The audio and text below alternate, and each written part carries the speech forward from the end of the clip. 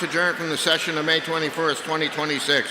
Are you ready for the question? All those in favor say aye. Those opposed, nay. The ayes have it, and the House is adjourned. The House will attend to a prayer by House Chaplain Reverend Kevin Trombley, Pastor, Restoration Four Squares Church in Concord.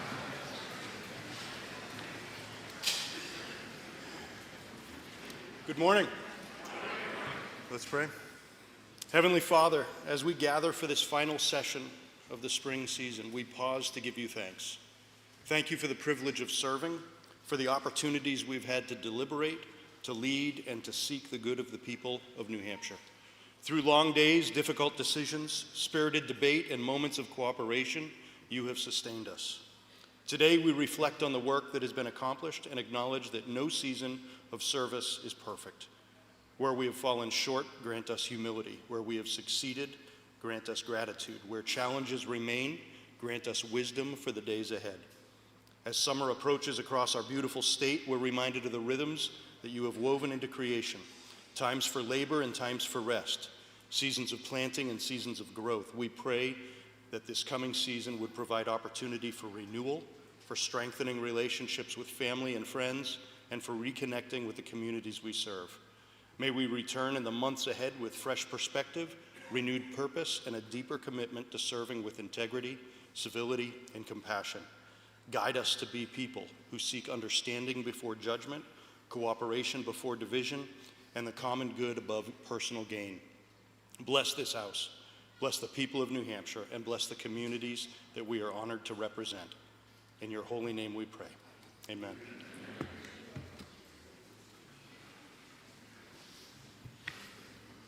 The chair recognizes a member from Haverhill, Representative Rick Ladd, who will lead us in the Pledge of Allegiance.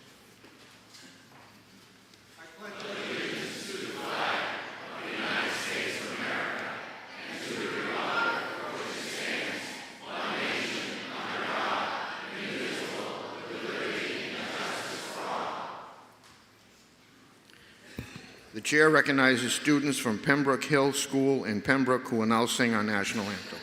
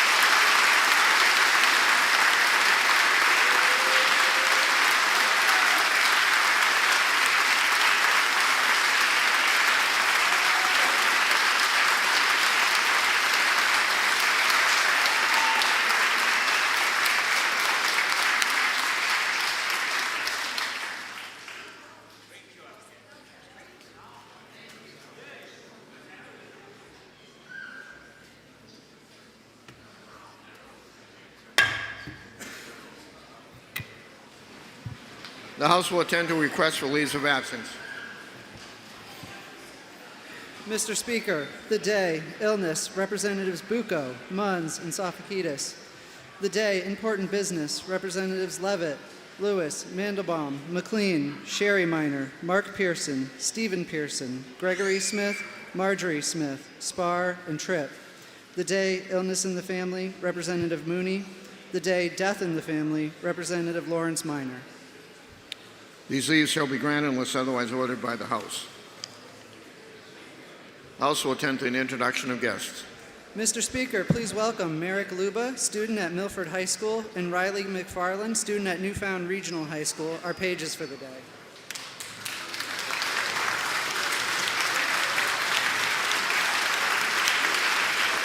Welcome to the New Hampshire House.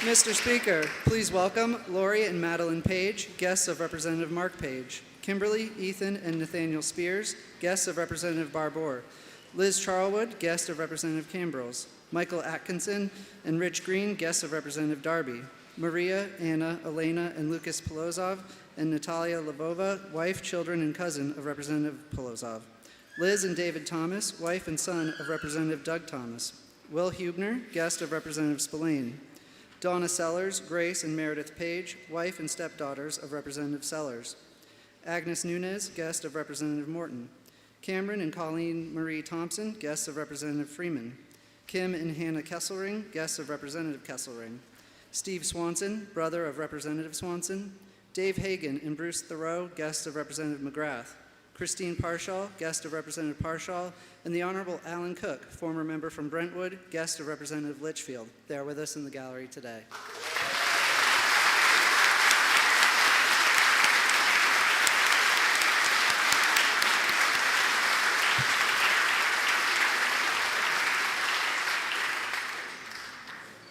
The House will attend to a communication.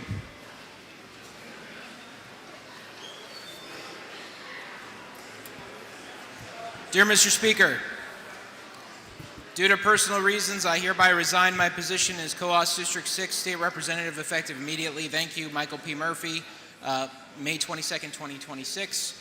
And dear Mr. Speaker, please accept this letter as my formal resignation from the New Hampshire House representing Hillsborough County District 40 effective May 29, 2026. It has been a great honor to serve the people of my district in the state of New Hampshire. I'm grateful for the opportunity to work alongside my colleagues and to represent my constituents. Thank you for the privilege of serving. Respectfully, Suraj Bataki, Hillsborough District 40.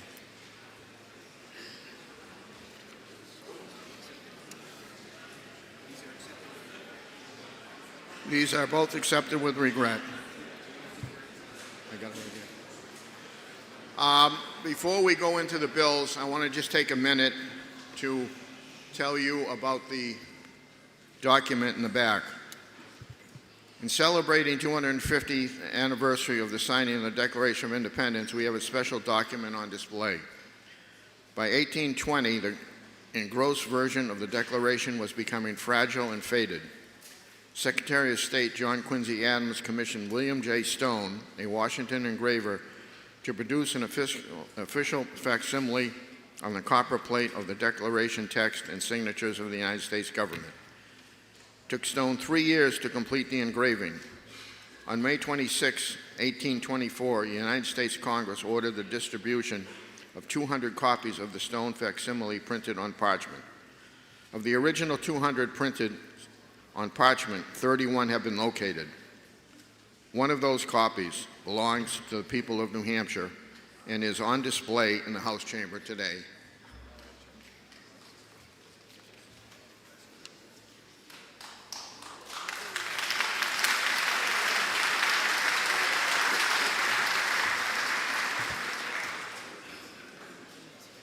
I would strongly suggest all of you take a look at it before you leave today.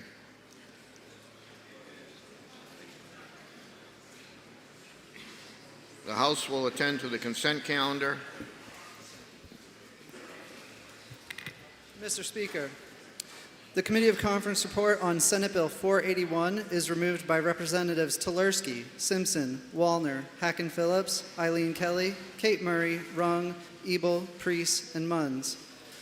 The conference report on Senate Bill 564 is removed by Representatives Priest, Flanagan, Munns, Eileen Kelly, Rung, Pam Brown, Richard Brown, Stavis, Turcott, and Spear. Are there any other reports to be removed from the consent calendar?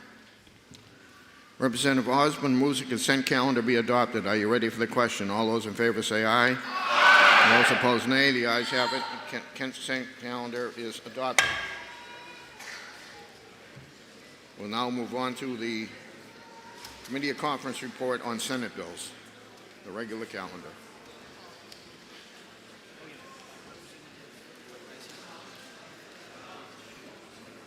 For what reason does a member rise? For a motion, State your motion. I move the gentlemen be allowed to remove their jackets. Without objection.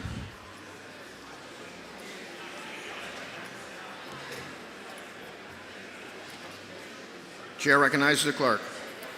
Mr. Speaker, Senate Bill 429, relative to the placement of trauma kits in public schools and making an appropriation therefore, and relative to the Parental Bill of Rights concerning the creation of student media recordings.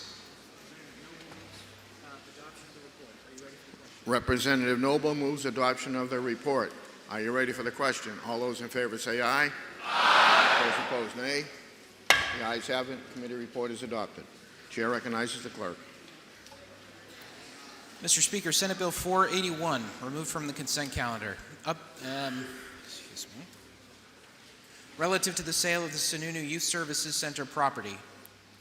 Representative Dan McGuire moves that we accept the Committee of Conference report. Representative Tularsky requests a roll call. Representative Dan McGuire moves that we accept the Committee of Conference report on Senate Bill 481.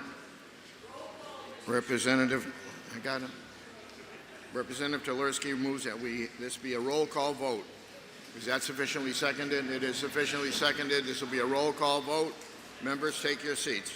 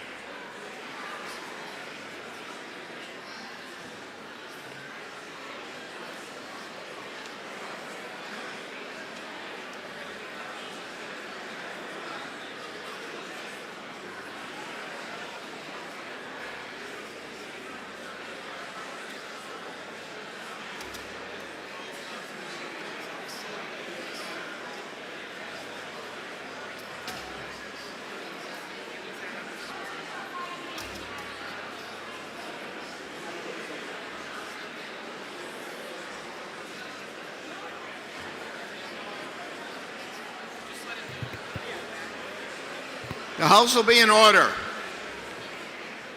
The motion before us is to accept the Committee of Conference report on Senate Bill 481. This is a roll call vote.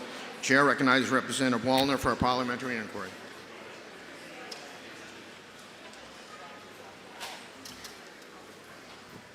Thank you, Mr. Speaker.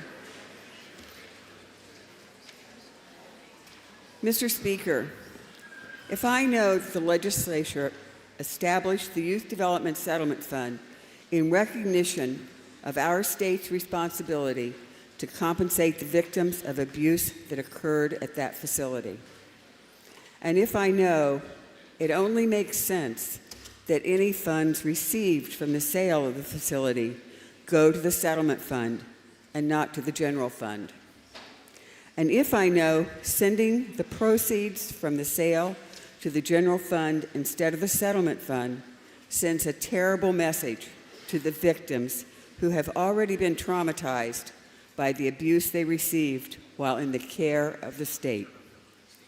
And Mr. Speaker, if I know that the Committee of Conference report on Senate Bill 481 moves us no closer to honoring our commitment to the survivors of the abuse at the Youth Services Center. Would I now vote no on this Committee of Conference report? Make sure everybody turns your voting stations on. Chair recognizes Representative Weiler for a parliamentary inquiry. Thank you, Mr. Speaker.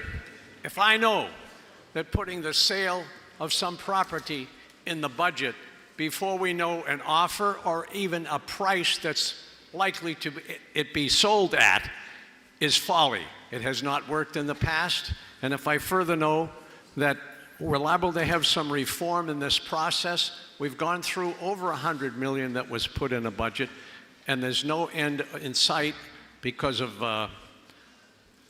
all the lies that have been told on this. Would I vote yes to put this money in the general fund until things are more settled in this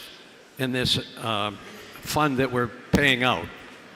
Please press green. The motion before us to accept the Committee of Conference report on Senate Bill 4881. This is a roll call vote. If you're in favor, you'll press the green button. If you're opposed, you'll press the red button. Voting stations are open for 30 seconds.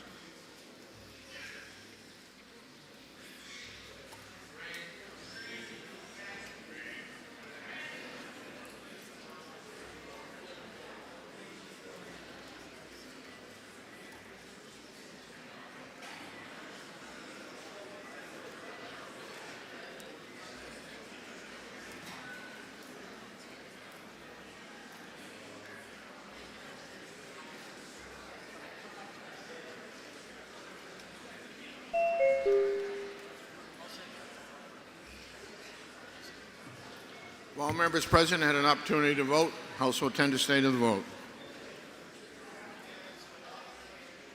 189 voting yea, 158 voting nay. Committee of Conference report is adopted. For what reason does a member rise? An inquiry. Mr. Speaker, is it appropriate in the course of a PI to accuse people of lying? I am not going to get into that at this point because I've heard it from both sides of the aisle too many times. For what reason does a member rise? Mr. Speaker, I rise for a motion. What is your motion? I move that the Speaker's opening remarks on the Declaration of Independence be posted in the Permanent Journal. Without objection.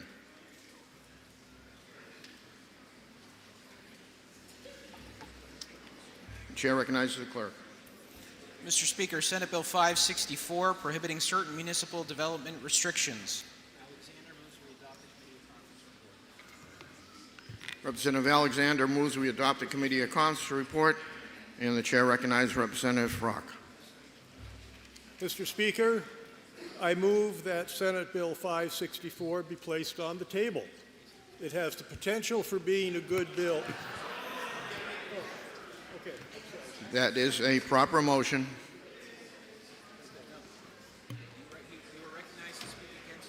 Okay. You were recognized to speak against the motion, not to make a motion. You were recognized to speak against the motion, not for the motion. You can't.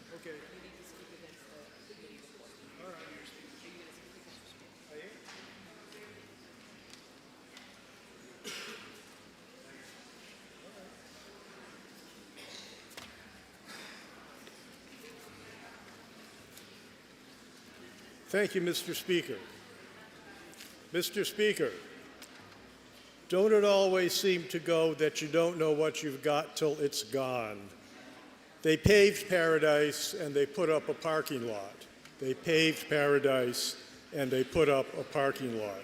Those are the words of singer-songwriter Joni Mitchell. Keep them in mind as I explain why Senate Bill 564 is another very bad bill that this body should not pass.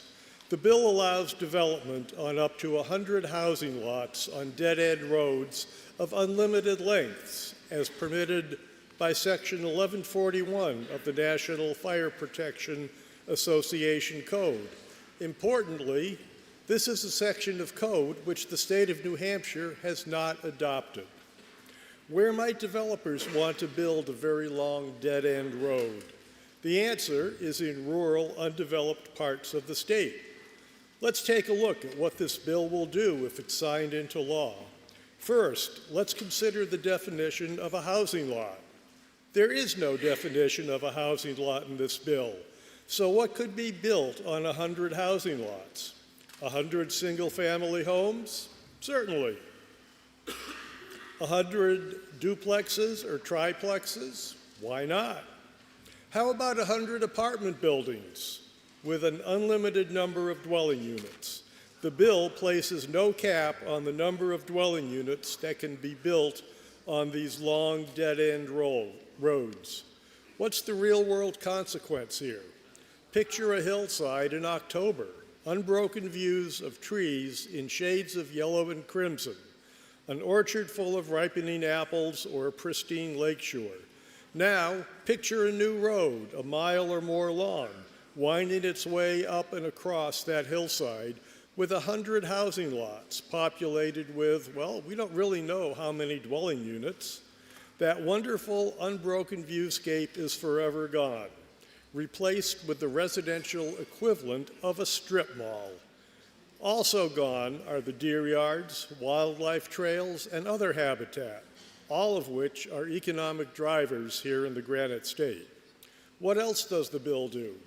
It allows septic systems, wells, electric and communication lines, drainage structures, and other utilities to be placed in open space and perimeter buffers. Allowing these infrastructure utilities would effectively eliminate vegetative buffers because the trees which provide the visual and sound isolation would have to be removed in order to install many of these utilities. The bill would effectively negate the use of innovative land use controls, such as open space and cluster developments. These ordinances are used by over 170 municipalities across the state in condo associations and homeowners associations to implement best planning practices and responsible land stewardship. All right, ladies We and are at gentlemen. recess. Ladies and gentlemen, this is a drill. Please exit the chamber. Division 1.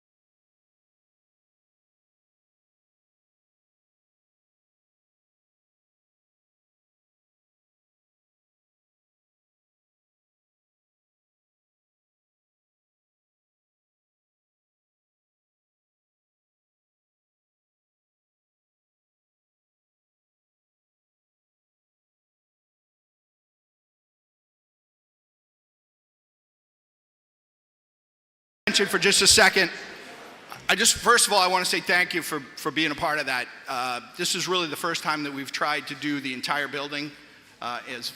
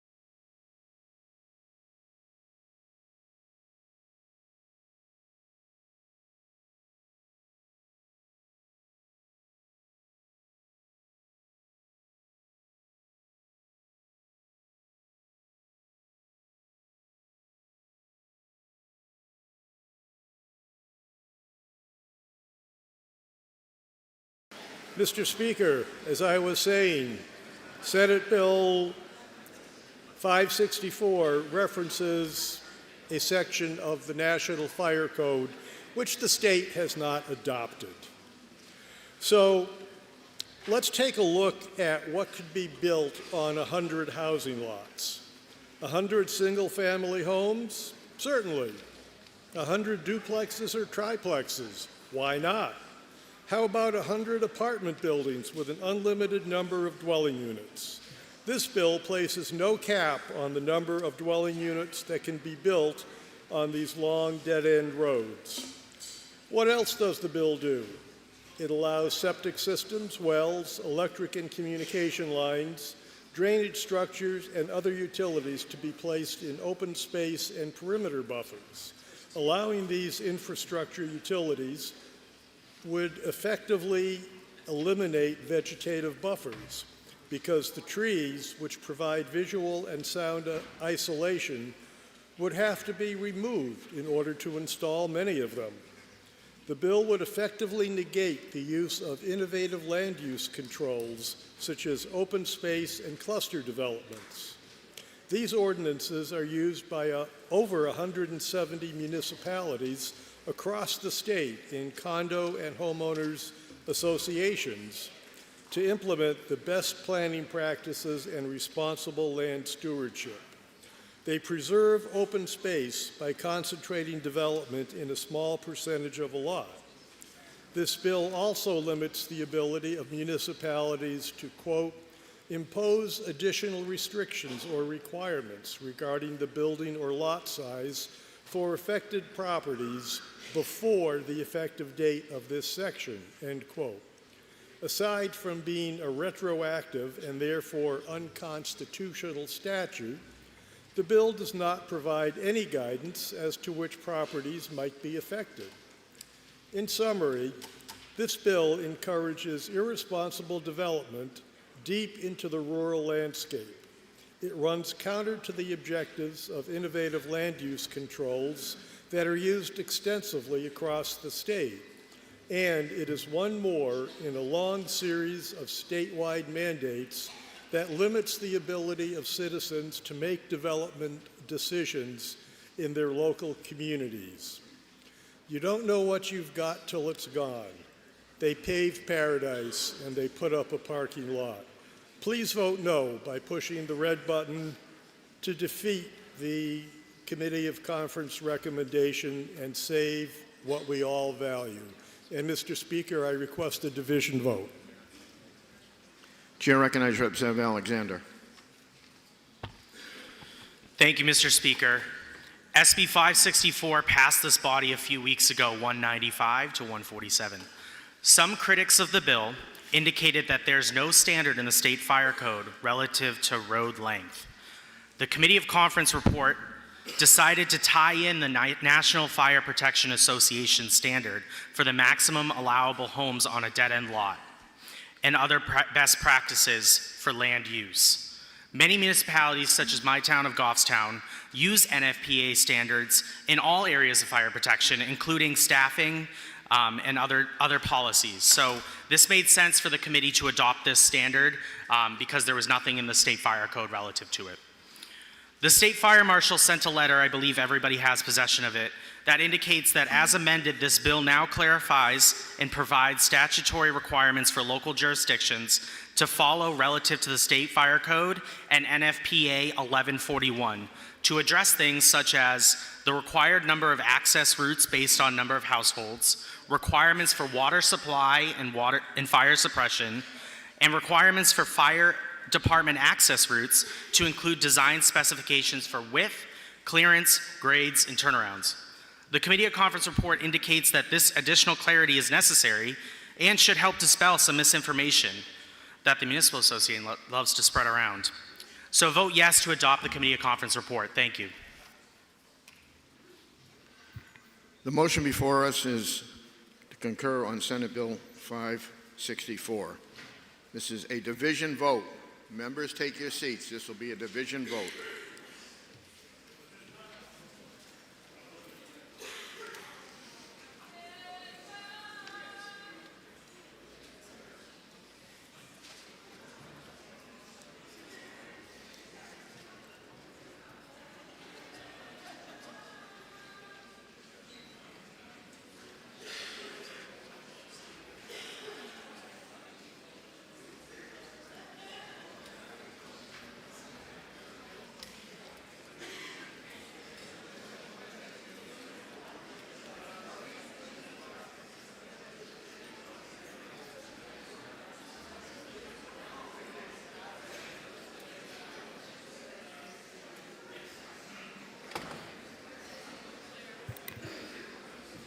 The motion before us is to adopt the Committee of Conference report on Senate Bill 564. This is a division vote.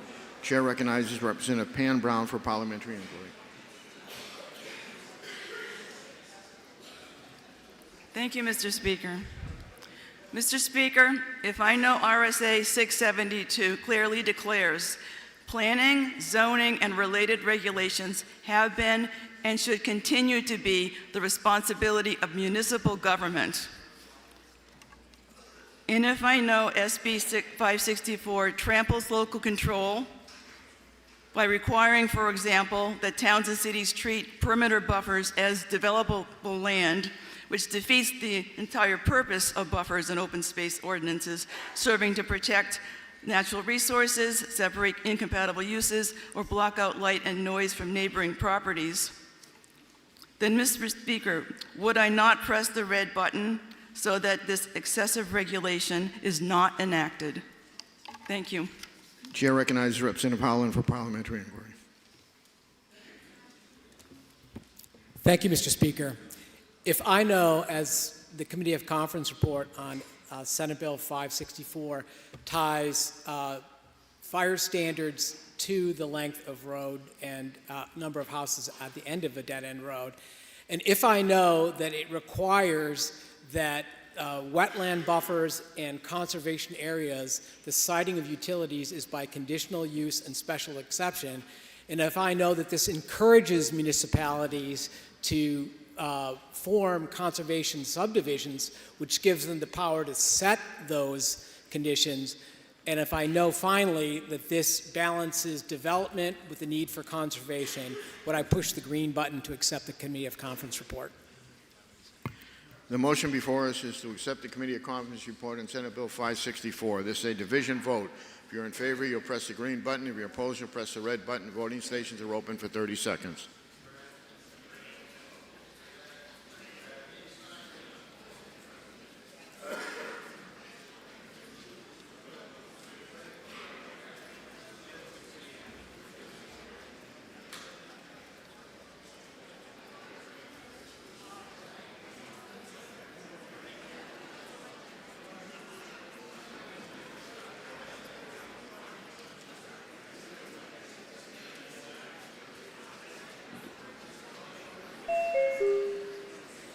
Representative Cornell.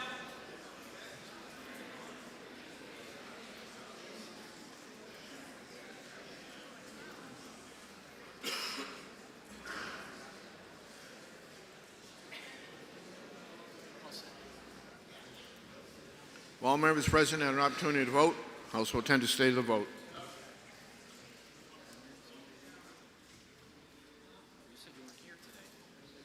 Are you up or down?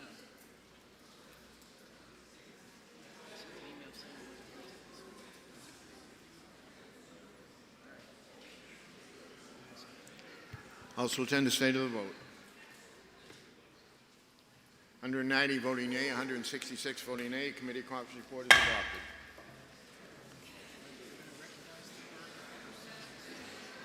I recognize the clerk for a Senate message. Mr. Speaker, the Senate has adopted the recommendation of the Committee of Conference to which were referred the following titled bills.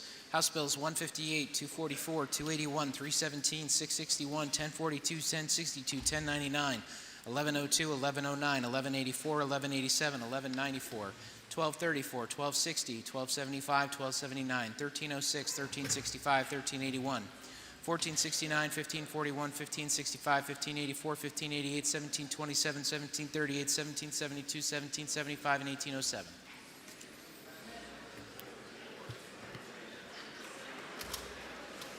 For what reason does the member rise? For a motion, Mr. Speaker, State your motion. I move to special order HB 1588 to the next order of business.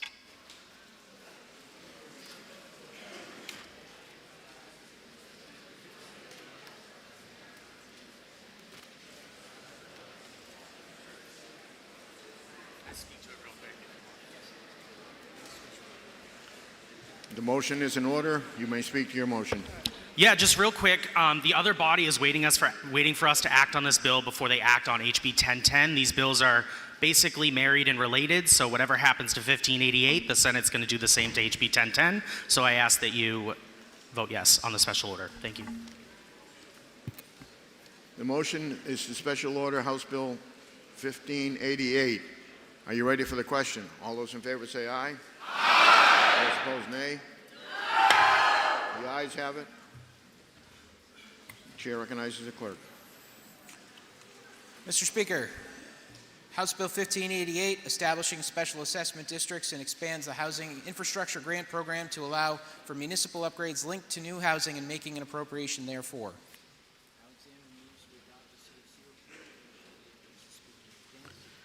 Representative Alexander moves that we adopt the Committee of Conference report.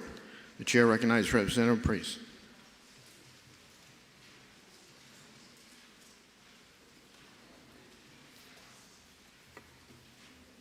Thank you, Mr. Speaker, and members of the House. I rise in opposition to HB 1588. Last year, this body passed HB 631. While many of us had reservations or concerns, at least the law preserved local authority.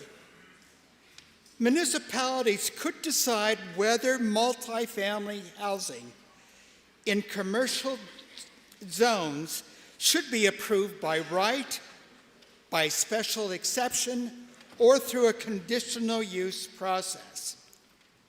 HB 1588 eliminates that local option. This bill requires multifamily residential development to be allowed by right in commercial zones regardless of surrounding uses, infrastructure limitations, public safety concerns, or neighborhood impacts.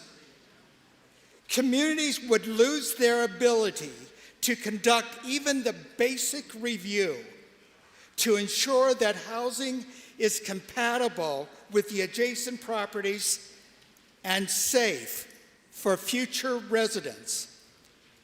This bill goes further by overriding local zoning protections and by exposing municipalities to costly litigation, forcing taxpayers to pay attorneys' fees when disputes arise. This is not a housing policy. It is a mandate that shifts the risk and the cost onto local communities. Representatives, New Hampshire needs more housing, more affordable housing, but we also need smart growth, responsible planning, and local decision-making. Housing and local control are not mutually exclusive. HB 88 replaces local judgment with one-size-fits-all mandate, weakens community planning, increases taxpayers' liability, and does nothing to guarantee affordability. For these reasons, I respectfully ask to vote no on HB 1588. Thank you, Mr. Speaker. Does the member yield to a question? Yes. Member yields. May inquire. Sure. Thank you, Mr. Speaker, and thank you, Representative, for taking my question. You've spoken well about the bill, but there is also amended language in here, not necessarily germane to the topic. Do you have any knowledge of that, or can you speak to it? Yes, I can, and there is a non-germane amendment to it, which was defeated by the municipal committee this year, I believe. It's regarding the assessments for special districts. Thank you, Mr. Speaker. Chair recognizes Representative Alexander. Thank you, Mr. Speaker. I'm a little confused with that last question because the Special Assessment Districts Bill went through the Housing Committee and was unanimously adopted by this body. I don't believe the Municipal Committee even handled anything regarding that. But I'm going to go to my speech. This committee of conference report does two things. First, it allows municipalities to adopt the special assessment districts. These districts are meant for a way to homeowners to pay forward their taxes in a special area outlined by a municipality in order to upgrade the infrastructure in that district. These districts are meant to be a tool for municipalities to upgrade critical infrastructure projects such as roads, sidewalks, street lighting, traffic signals, sewer lines, and this assessment will only be paid by those who directly benefit from the improvements. Second, the Committee of Conference report adds clarifying language to the existing multifamily and commercial zone law. So I just want the House to know that this law is going to be taking effect July 1st, whether this bill dies or HB 1010 dies. The only thing that we're going to run into is that municipalities may be open to more lawsuits if we fail to clarify what we mean by these laws. So just at your own risk, municipalities are going to be open to lawsuits if this bill doesn't go through. It addresses the ambiguity in the existing law that will result in taxpayer-funded lawsuits. It also grants municipalities greater local control by clarifying that municipalities can do site review and propose projects, control frontage, setback, height requirements of these kinds of developments, and enforce building, fire, and water protection requirements under RSA 153, 155A, and 485A. If this bill does not pass, then its companion bill, HB 1010, cannot pass, as this bill addresses issues left unresolved by HB 1010 regarding local authority to control development and protect water quality and sewage disposal. Together, both of these bills clarify the legislative intent of the law passed last year, which will take effect regardless of what the House does today, and I urge the body to adopt the Committee of Conference report. Thank you. The motion before us is to adopt the Committee of Conference report on House Bill 1588. Are you ready for the... Who requested the roll call? Senator Turcott requests a roll call. Is that sufficiently seconded? It is sufficiently seconded. This will be a roll call vote.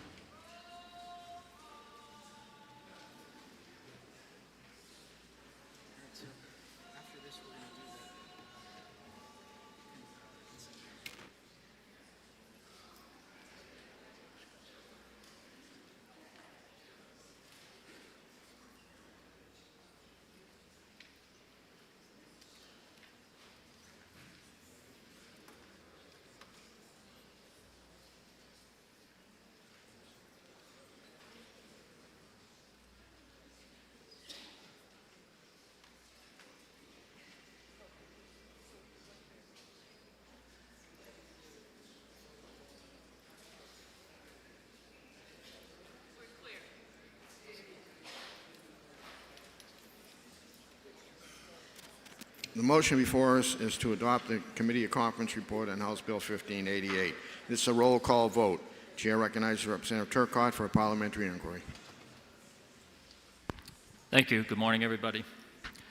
If I know just 2 weeks ago this body was warned of the dangers of adopting anti-zoning RSAs containing the word may, since it would shortly be replaced with a mandate, and in this committee of conference bill we have an exact example of those dangers being applied, as multifamily properties would now be forced by state mandate into a municipality's commercial zones using the word shall be allowed as a matter by right. Furthermore, if I also know that this bill adds language that would require a municipality to reimburse a complainant's court and attorney's costs regardless of which party prevails, and which those costs would be directly borne by the municipality's property taxpayers, and if I also know this bill would add back an entirely new special assessment district session that those on the other side of the wall recognize was so poorly conceived that they nixed it in its entirety, but through typical hasty last-minute deal-making in the committee of conference, it was put back in. And lastly, if I know the special assessment district would put select property taxpayers on the hook for increased property taxes without their consent for the benefit of special interests by having taxpayers pay for things such as roads, sidewalks, traffic lights, water, sewer, and utilities for those special interests, but I now press the red button. Thank you, Mr. Speaker. Chair recognizes Representative DeBreeze for a parliamentary inquiry. Thank you, Mr. Speaker. If I know that existing law says municipalities shall allow multifamily developments in commercial zones, and if I know that shall allow and shall be allowed as a matter of right mean the exact same thing, and if I know that you cannot put an unlimited number of units on a 1-acre lot with a 2-story height restriction, and if I know that many towns already have 2-story height restrictions in commercial zones, and if I also know that many towns are confused, rightly, by what they can and cannot do under the law that goes into effect on July 1, then would I press the green button to pass the bill and provide clarity to our local officials? The motion before us is to adopt the committee of conference report on House Bill 1588. This is a roll call vote. If you're in favor, you'll press the green button. If you're opposed, you'll press the red button. Voting stations are open for 30 seconds.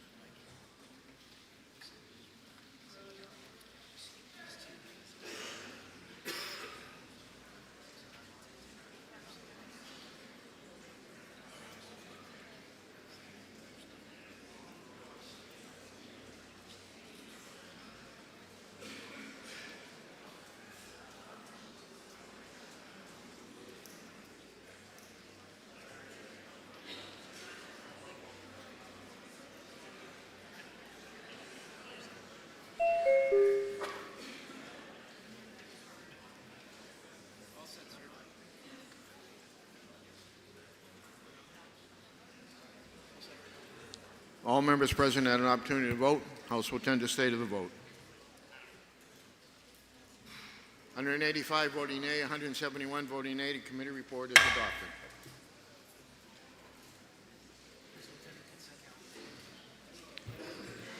House will attend to the consent calendar.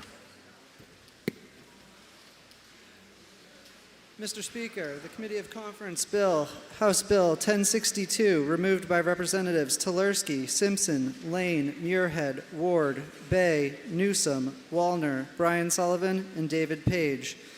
The Committee of Conference report on House Bill 1194, removed by Representatives Mary Murphy, Janesian, Ford, Cole, Ullery, Sodi, Schamberg, Tierney, Almy, and Southworth. The conference report on House Bill 1279, removed by Representatives Selig, Harriet Gathright, Newell, Ray Newman, Schultz, Parshall, Lane, Weber, Horrigan, and Vale. The conference report on House Bill 1775, removed by Representatives Granger, Harrington, Kaczynski, Tom Mannion, Drew, Mahegan, Popovici-Mueller, Pelosage, Farrington, and DeRoy. Are there any other reports to be removed from the consent calendar? Representative Osborne moves the consent calendar be adopted. Are you ready for the question? All those in favor say aye. Aye. Those opposed, nay. The ayes have it. The consent calendar is adopted.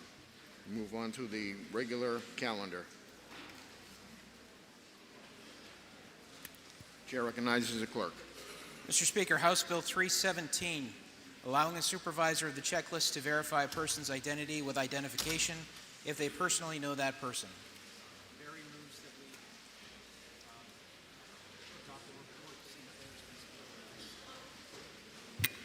Representative Berry moves that we adopt the Committee of Conference report on House Bill 317. Chair recognizes Representative St. Clair.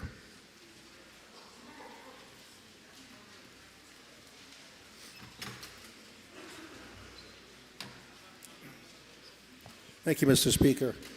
I want to thank you all for letting me vote today on everything without asking me for an ID. Because you do that because I have this, which you can get pretty much anywhere. They make everything now. The pins, which are a dime a dozen out there on the street, unfortunately. But you let me vote by recognition. I've never been asked to show an ID, a physical ID, when I come in, because I'm recognized, or they look at something without my picture on it. I get it. When people come in to vote and they're not recognized, the attendant doesn't know you, absolutely show an ID. Show 3 IDs if you want. But when you're recognized, to make a moderator sign an affidavit to say, yes, I know Charlie or Bob or whoever, it's gotten out of control in our country or in our state. Most of us come from very small towns or cities. Most of us know everybody in those towns, especially when we come into the polls, because we do it all the time. So when they talk to you and ask you how the family is, or you ask them how their family is, and then 2 seconds later they're saying, I need to see some identification now. To me, it's the most insulting thing that somebody can do. They say, well, you need an ID to go to the bank. Not in my bank, because they know me. If they don't know you, I get a new teller. I get it. We're losing control around here. So let's show some common sense and just make it so that we can be human beings and somebody can say, I know this person, and not have to sign an affidavit or some other foolishness. And I hate to see, listening to in the committee, having somebody say, well, we've heard stories. I hate to think that we're passing bills in the Senate, in the House here, on the term that we've heard stories. It's just too much. So I ask you to press the red button on this, and I ask for a division vote. Thank you. Chair recognizes Representative Berry. Thank you. I appreciate the good words from the representative from Laconia. I'd like to point out that in order to be here today, the representative of Laconia had to produce an ID to sign a notarized form to run. But the point made by the other representative is exactly part of the issue.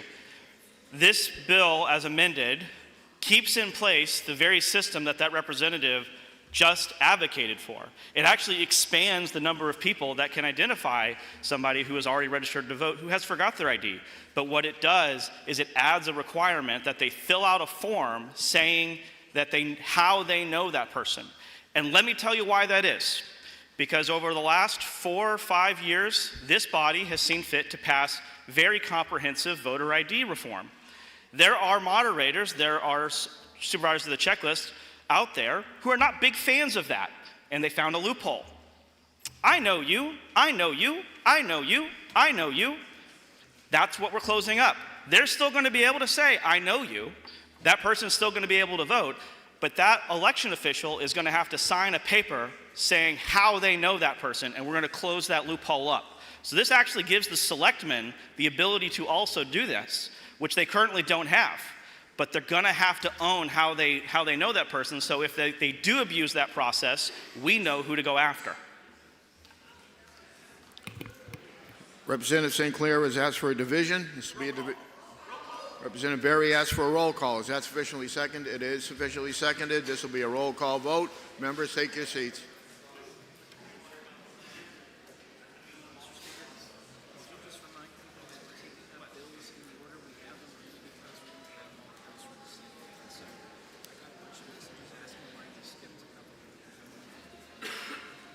While everybody is coming to their seats, the question has been asked, why are we taking bills out of secession? It's because this is how we're getting them from the Senate. So as they come over from the Senate, we take them up. So it's not our normal order.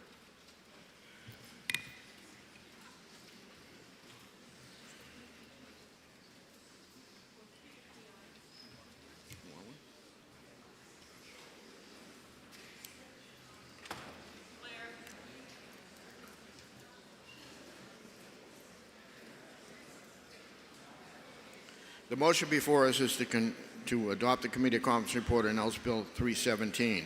This is a roll call vote. Chair recognizes Representative Lane for a parliamentary inquiry. Thank you, Mr. Speaker. If I know there was absolutely no evidence given during the committee hearing about anyone violating this rule or any clerk violating this rule, and if I know that our moderators and election law workers already have more than enough to do and we have passed many bills adding to their burdens, then would I please not adopt this committee of conference report? Thank you. Chair recognizes Representative Berry for a parliamentary inquiry. Thank you, Mr. Speaker. Mr. Speaker, if I know that HB 1317 closes yet another loophole in our voter ID laws, would I now press the green button? The motion before us is to adopt the committee conference report on House Bill 317. This is a roll call vote. If you're in favor, you'll press the green button. If you're opposed, you'll press the red button. Voting stations are open for 30 seconds.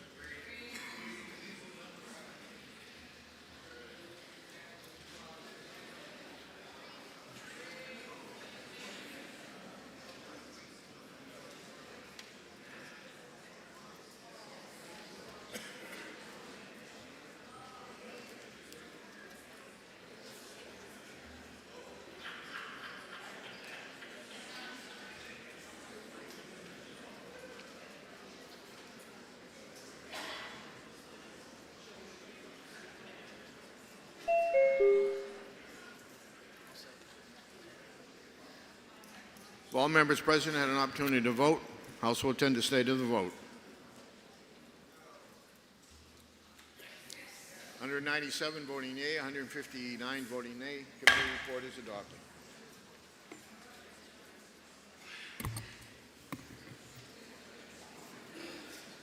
Chair recognizes the clerk. Mr. Speaker, House Bill 661, relative to the Department of Health and Human Services, management of Social Security payments, supplemental security income payments, and veterans benefits for children in foster care.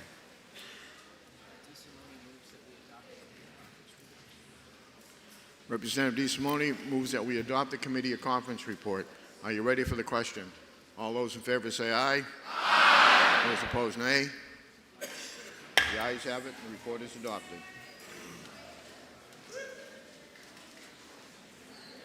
Chair recognizes the clerk. Mr. Speaker, House Bill 1109, relative to the notice and update requirements regarding state employee investigations. Representative Leon moves that we adopt the committee of conference report. Are you ready for the question? All those in favor say aye. Aye. Those opposed, nay. The ayes have it. The committee of conference report is adopted. Chair recognizes the clerk. Mr. Speaker, House Bill 1306, relative to the counting of absentee ballots. Representative Berry moves that we adopt the committee of conference report 1306. Are you ready for the question? All those in favor say aye. Aye. Those opposed, nay. No! Division has been called. Nobody in, nobody out. This is a clarification vote. Seeing everybody is in their seats. The motion is to adopt the committee of conference report in 1306. If you're in favor, you'll press the green button. If you're opposed, you'll press the red button. Voting stations are open for 30 seconds.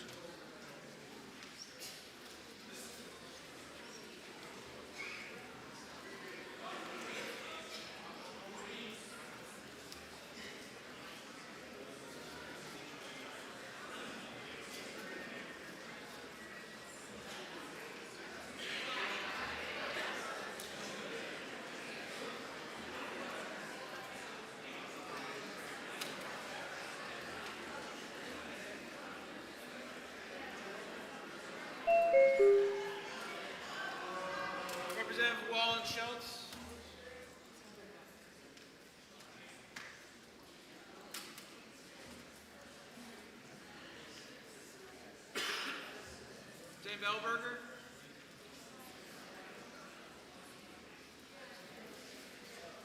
Representative Labrie?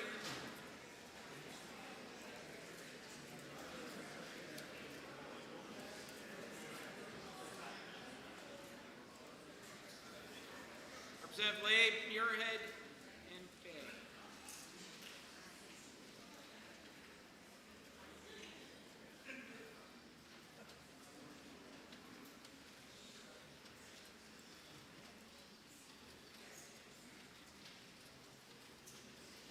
Love it. Representative Frost, Representative Sorensen, thank you. Out of time. Representative Newell.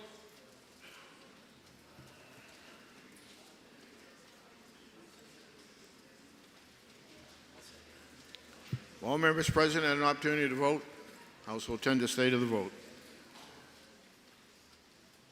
205 voting yea, 144 voting nay. Committee report is adopted. Chair recognizes the clerk. Mr. Speaker, House Bill 1565, relative to the penalty for false reports of suspected abuse and neglect made to the Division for Children, Youth, and Family.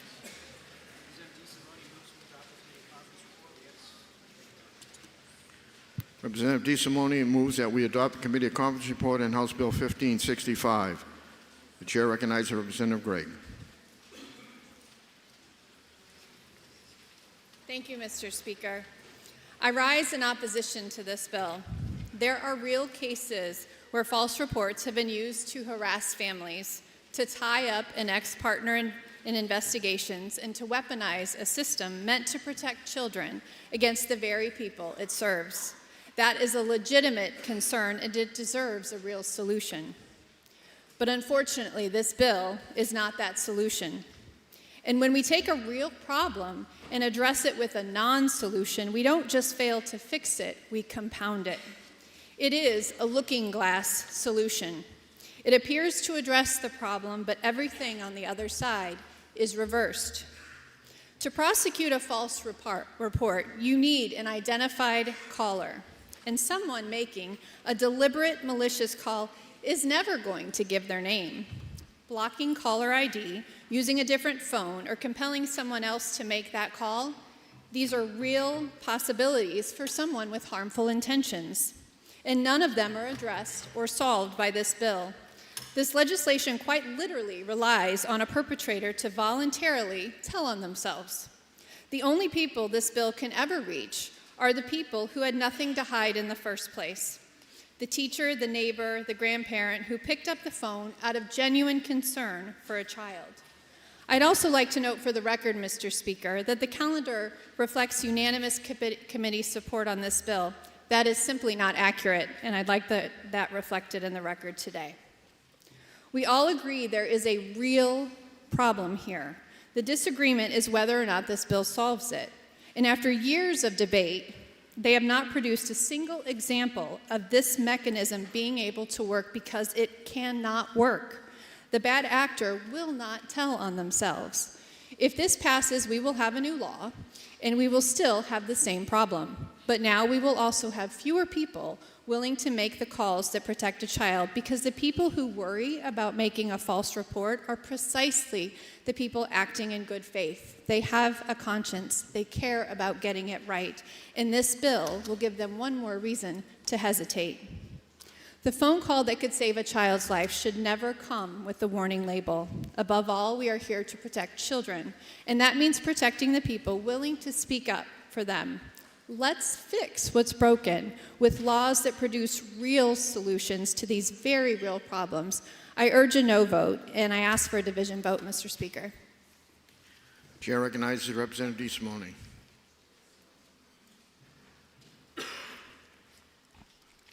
Thank you, Mr. Speaker. Mr. Speaker, this bill has passed the committee, and it has passed the House, and it has passed the Senate 5 times. What the opposition is saying is that we're not going to be able to identify the people who are falsely reporting, and that's just not true.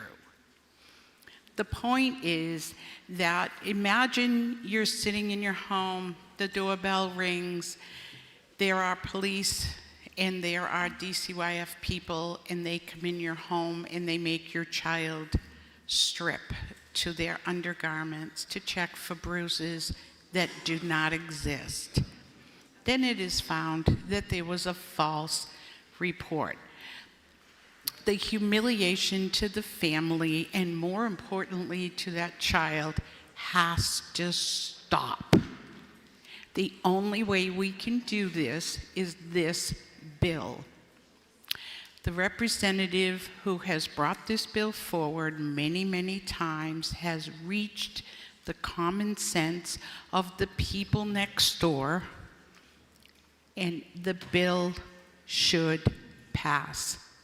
The only reason it went to committee of conference is, although I do love Christmas, they put on a Christmas ornament that was kind of sort of homely, but it is something we can live with. It simply changes a few words to a current RSA, and it doesn't change the bill, and it doesn't really change the current RSA anyway.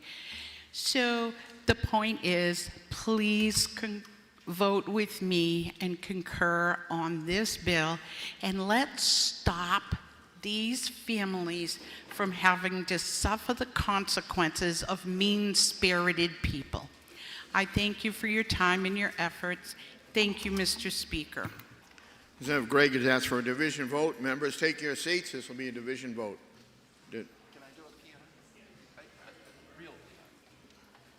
Yes. For what reason does a member rise? To ask a real parliamentary inquiry. Thank you, Mr. Speaker. May inquire. I believe I was told that non-germane amendments can't be adopted by a committee of conference. Is that correct?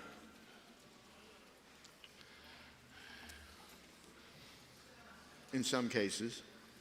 I mean, let's be honest with each other. It's a little bit of a gray area, and it has been for a century.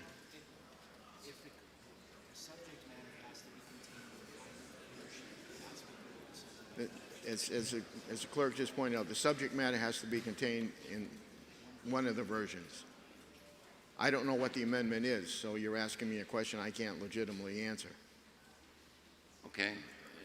May I Yes. inform you? All right. So this is on, there's an amendment about school building aid construction services. I mean, that has nothing to do with the original bill. And it's a policy that the House did not adopt, or adopted in a different way, so.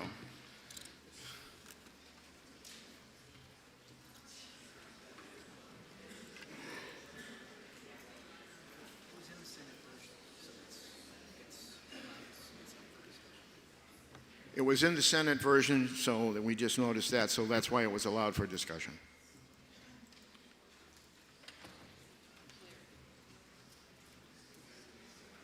Right, the motion before us is to accept the Committee of Conference report on 1565. This is a division vote. The chair recognizes Representative Gregg for a parliamentary inquiry. Mr. Speaker, if I know that this is an actual problem that deserves a real solution that will work, and if I further know that this legislation does nothing more than send us down a rabbit hole with the same problems, then would I not press the red button so that we can start to work on a solution that will actually work? Thank you. Chair recognizes Representative DeSimone for a parliamentary inquiry.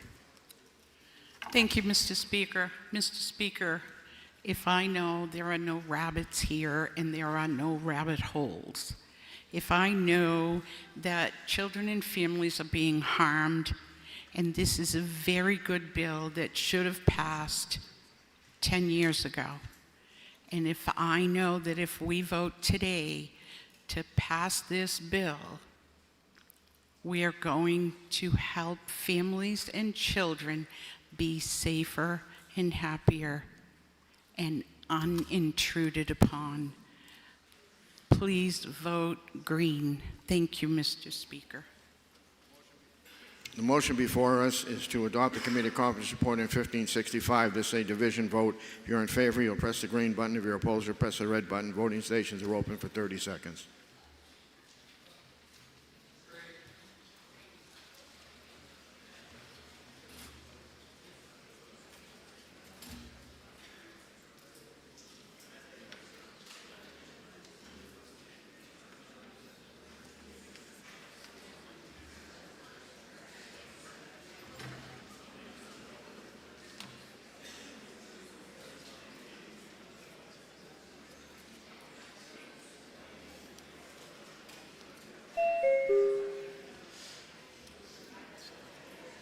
All members present had an opportunity to vote. House will tend to state of the vote. 198 voting yea, 154 voting nay. The committee report is adopted. Chair recognizes the clerk. Mr. Speaker, House Bill 1738, relative to ratepayer benefits from the Regional Greenhouse Gas Initiative.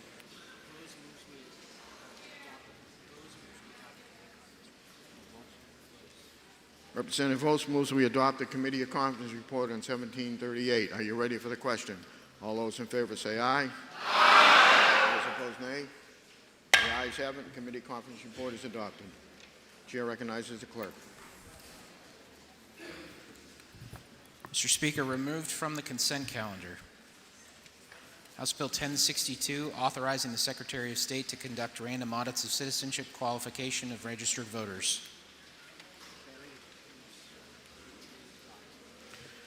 Representative Berry moves that we adopt the committee conference report on 1062.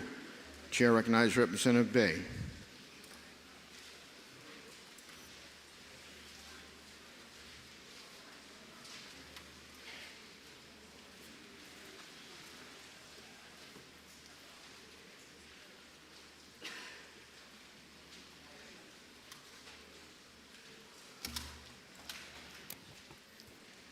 Mr. Speaker, I rise today in strong opposition to HB 1062. The bill authorizes the Secretary of State to conduct random audits of voters who registered using affidavits. The audits will rely on any and all available governmental and private databases. It provides no requirement for advance notice, no meaningful due process protection, and no transparency regarding which databases are used or how their accuracy is evaluated. That is not a safeguard for our elections. That is an open-ended surveillance power. HB 1062 adds a new layer of government scrutiny after a voter has already registered and sworn an affidavit under penalty of perjury. With this additional layer of scrutiny, the bill raises serious constitutional concerns. Article 11 of the New Hampshire Constitution guarantees every qualified voter the right to participate in free elections without undue government interference. The 14th Amendment prohibits states from imposing arbitrary burdens on similarly situated voters. HB 1062 risks violating both by creating additional hurdles that will disproportionately affect students, low-income residents, recent movers, naturalized citizens, people with disabilities, and others whose records may not fit neatly into narrow categories. These concerns are not theoretical.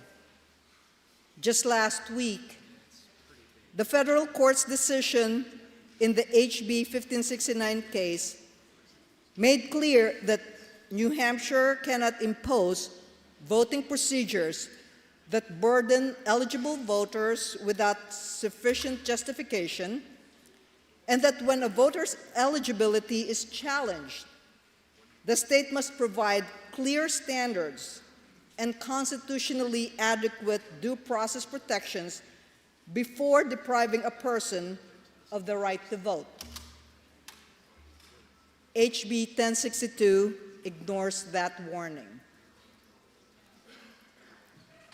As Able New Hampshire testified, voting already requires courage, preparation, and trust for many people with disabilities. HB 1062 introduces fear, surveillance, and instability into that process. The organization further warned that database matching can produce false flags, particularly for people whose records differ across systems, including people with disabilities, individuals experiencing housing instability, naturalized citizens, and people with non-anglicized names. We heard similar concerns from election integrity advocates, immigrant rights organizations, and local election officials. Public opposition was overwhelming. More than 10 individuals testified against the bill, and only one testified in support. More than 1,000 online submissions opposed the bill, compared to only 10 in support. The evidence presented to the committee was also striking. Only 2 to 3 cases of non-citizen voting have been identified in New Hampshire in over 20 years. But more than 200 voters were reportedly disenfranchised in 2025 because of simple name mismatches.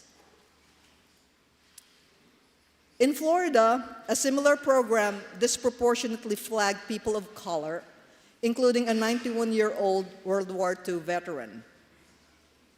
Texas and Louisiana wrongly removed thousands of U.S. citizens from voter rolls under similar audit systems. These are warnings about the predictable consequences on relying on flawed databases matching to question of eligibility of lawful voters. Local election officials also made clear that this bill is unnecessary. A supervisor of the checklist testified that supervisors already verify citizenship and maintain accurate voter rolls. She warned that HB 1062 creates anxiety for registered voters and wastes state resources. Our local election officials take their responsibilities seriously. They do not need the state second-guessing their sworn work. Most importantly, supporters of HB 1062 could not identify a single instance that this bill would have prevented. Not one. The justification offered was based on hypotheticals rather than evidence, the very type of speculative reasoning the court rejected in the HB 1569 decision. Mr. Speaker, New Hampshire's elections are secure because they are simple, transparent, and locally administered. HB 1062 replaces trust with suspicion, clarity with confusion, and constitutional safeguards with open-ended investigations. Rather than strengthening election integrity, this bill risks undermining public confidence, burdening lawful voters, and inviting litigation over constitutional defects that courts have already identified. For this reason, Mr. Speaker, I urge the body to vote no on adopting the Committee of Conference report. Thank you, Mr. Speaker. Chair recognizes Representative Berry. Thank you, Mr. Speaker. Mr. Speaker, there's a man on trial right now from Manchester who's a non-citizen who voted. He was bragging about it on Twitter. So there you go. There's one. What this bill does is, for years, you could just sign away that you were a U.S. citizen, and that's what we took as proof. The House passed an audit saying, hey, Mr. Secretary, you can audit the people that signed away for proof of citizenship. The Senate took that audit, watered it down, and made it only active for 2 years. And we said, no, no, no, no, no, no. We want it to be a sunset. We don't want a sunset. We want this audit to be able to happen in perpetuity. And I said on the Wednesday that we met, I said in the committee of conference to the Senate, you can't let this sunset because you never know what an unelected person in a black robe will do. The next day, they struck down our proof of citizenship requirement and brought back the affidavits. The next day. So, it was really nice of the auto-pen appointed judge to do that, but now we certainly cannot sunset the audits. So I would urge the body to vote green. House will be in order. Representative Lane has requested a roll call. Is that sufficiently seconded? It's sufficiently seconded. This will be a roll call vote. Members, take your seats.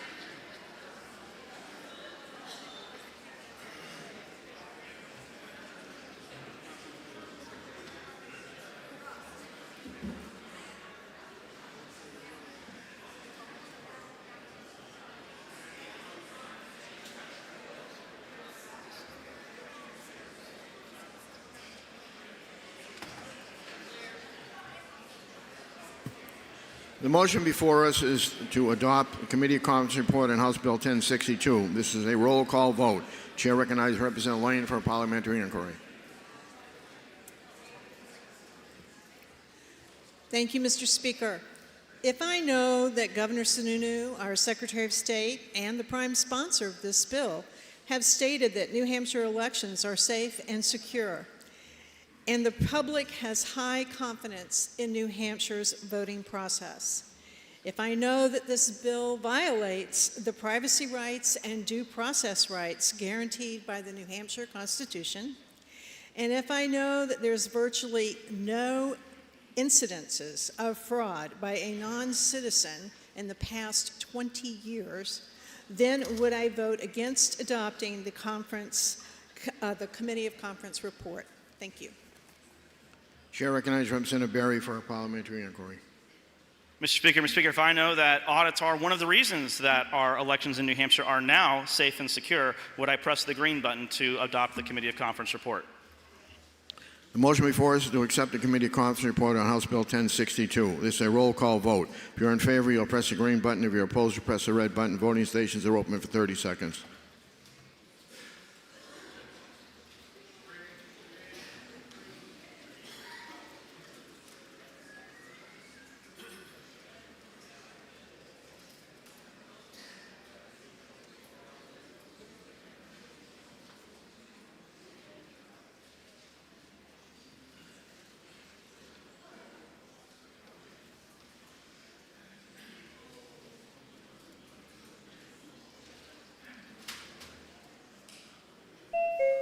Representative Georges?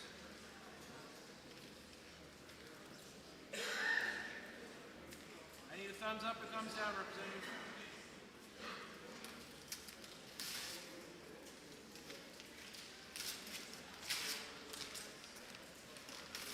Representative Granger?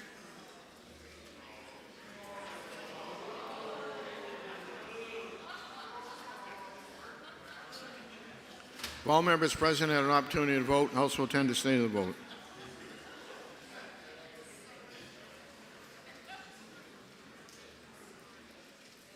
196 voting yea, 156 voting nay. The committee report is adopted.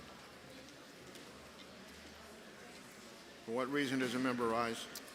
To make a motion, State your motion. I move that the debate on HB 1062 be printed in the permanent journal.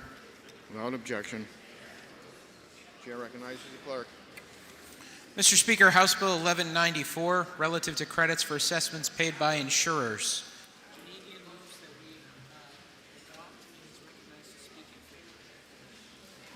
Representative Janigian moves that we adopt the committee conference report and is recognized to speak. Thank you, Mr. Speaker. Mr. Speaker, the House acceded to the Senate on this bill. It is primarily an insurance bill requested by the New Hampshire Insurance Department, and it received strong bipartisan support. So why am I up here? I'm up here because the body on the other side of the wall added an unrelated amendment regarding sports book and sports wagering. Their idea was to make it clear that sports book and wagering is legal, and in fact, it's already being done. There was some concern in the committee that this would make the prediction markets on sports betting illegal. But in the Committee of Conference, Executive Director of the New Hampshire Lottery was asked if the activity of predictive markets was in the purview of the state, and he said no, and further stated that federal government is responsible for controlling predictive markets and not the states. The federal government regulates predictive markets through the Commodity Futures Trade Commission, the CFTC, and recent court rulings have upheld these markets are regulated by the federal CFTC. So after learning that the state was not responsible for this area, the committee voted unanimously to accept the bill, and I urge you to concur. Motion before us to accept the committee conference report on House Bill 1194. Are you ready for the question? All those in favor say aye. Aye. Those opposed, nay. No. The ayes have it. The committee conference report is adopted. For what reason does a member rise? Move that the remarks from the Ways and Means Chairman on 1194 be printed in the permanent journal, please. Without objection. Chair recognizes the clerk. Mr. Speaker, House Bill 1279, relative to the use of physical force in defense of a person.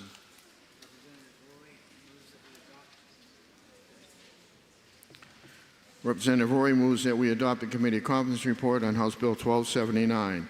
Chair recognizes Representative Harriet Garthwaite.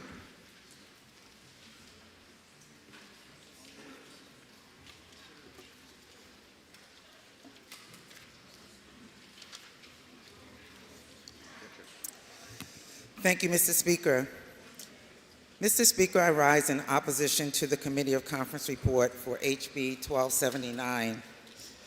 You will hear the bill framed as a minor change, possibly even as a housekeeping bill, but what this bill does at its core is to add yet another circumstance under which a homeowner can make a judgment call to use deadly force against another human being. Our current law already allows a homeowner to use deadly force against a person who is about to use deadly force against a homeowner or a third person. What this bill would do is expand the part of our law to allow deadly force to be used against a person who, in the homeowner's judgment, is committing a felony where unlawful force may be used in the commission of that crime. Mr. Speaker, there's a clear difference between someone using unlawful force and someone deadly force. A person using deadly force against a homeowner or a third person is armed. They have a weapon that can be used to kill. A person using unlawful force may also be dangerous in some cases, very dangerous, but if they are unarmed, it's not a situation of self-defense where deadly force is being used to match deadly force. What it could be if we pass a bill like this is an execution. The problem when we pass bills like this is that most people believe they can be the judge, jury, and executioner and not be held accountable. And the more often we pass bills like this, the closer we get to creating a shoot first, ask questions later culture. a culture that disproportionately endangers black and brown people and other marginalized communities while failing to deter violent crime. We must also confront the fact that HB 1279 will not operate in a vacuum. It will rely on whose actions are treated as reasonable. Those are not purely legal questions. They are shaped by human bias, which is one reason the American Bar Association Task Force opposed laws of this nature, pointing to concerns about public safety, inconsistent application, and racial disparity. When a law depends on so heavy on subjective perceptions of danger, it risks producing unequal justice. And unequal justice is not justice. If we, as lawmakers, are serious about fairness and good policy, we should not preserve a rule that can magnify biases at the very moment the law is deciding who lives, who dies, and who is held accountable afterwards.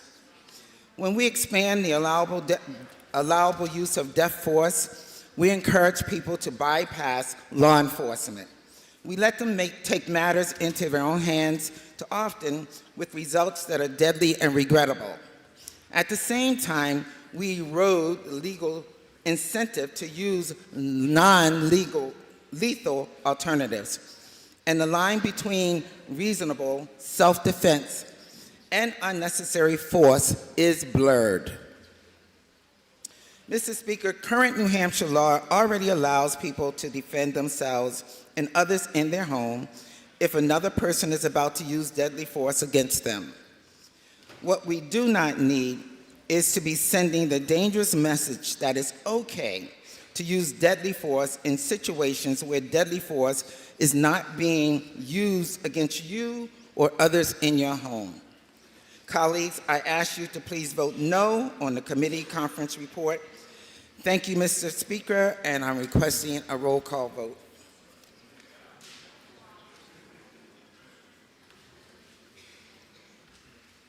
Chair recognizes Representative Roy. Thank you, Mr. Speaker. Mr. Speaker, it's easy to stand here in Concord on a sunny day and talk about use of deadly force, non-deadly force. If you are a woman at home alone with your child in your living room and a large man kicks in your door, should you have the right as that woman to defend your child and shoot that man? Or do you have to wait until he actually comes in and uses deadly force? The intent is pretty clear. When your door gets kicked in, something bad is going to happen. What the other side is telling us is you have to wait, though, until actually they show you a weapon or until they do something that could be deadly. So I have to wait for that person to choke me or my child? Once they have violated the sanctity of your front door, you should be able to infer that something bad is going to happen to you and defend your family at that point. All we are saying is our citizens should not have to wait until they are dead to be able to defend themselves. If you break into someone's home, you have violated your own rights. You have sacrificed your own rights by doing that in the first place. And I would ask you to support our citizens' right to defend themselves and their family members in their home. Thank you. The division has been called for. Members, take your seats. Roll call. Representative Roy wants a roll call. Is that sufficiently seconded? It is sufficiently seconded. This will be a roll call vote.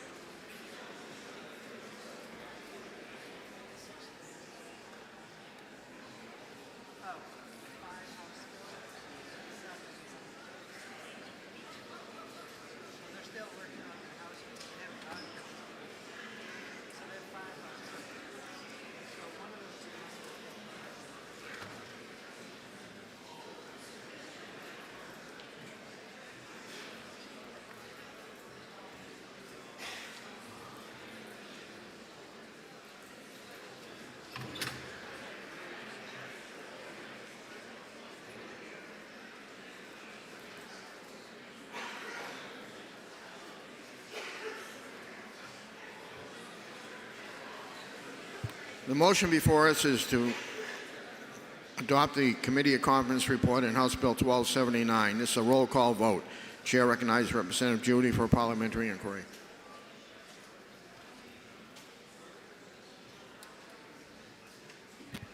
Thank you, Mr. Speaker. Mr. Speaker, if I know that our current law already allowed deadly force to be used in situations where another person is about to use illegal deadly force against somebody or other people in the House. Mr. Speaker, if I know that our laws should make a big difference in our society here in New Hampshire. Mr. Speaker, if I know that opposing HB 1279 does not mean leaving people defenseless. It means choosing a smarter and more human standard. Finally, Mr. Speaker, if I know that the question is not whether people have a right to defend themselves, they do. The question is what kind of law best protect both safety and human life. Please, honorable members, please vote red to oppose the Committee of Conference report. Merci, Monsieur Speaker. Honorables membres de la Chambre des députés, je vous remercie. Chair recognizes Representative Roy for a parliamentary inquiry. Thank you, Mr. Speaker. Mr. Speaker, if I know that our citizens should not have to have a law degree to be able to decide whether or not they can defend themselves in their own homes, would I vote green and support our right to self-defense in our own homes against someone before they have to prove to us that they actually are not there for nice reasons? Thank you. Motion before us to adopt the Committee Conference report on House Bill 1279. This is a roll call vote. If you're in favor, you'll press the green button. If you're opposed, you'll press the red button. Voting stations are open for 30 seconds.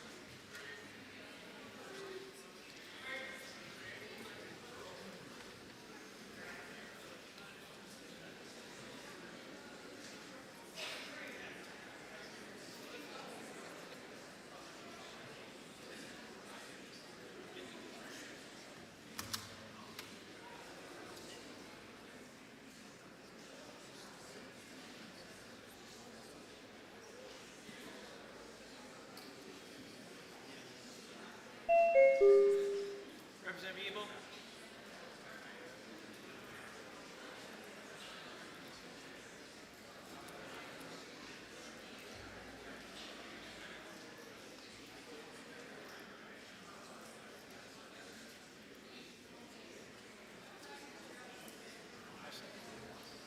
If all members present had an opportunity to vote, House will tend to stay to the vote.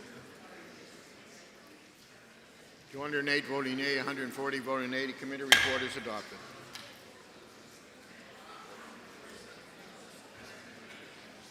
Chair recognizes the clerk.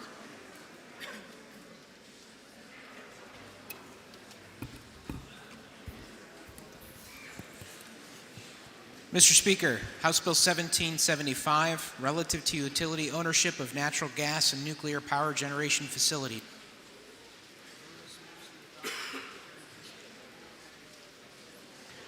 Representative O's moves that we adopt the Committee of Conference report.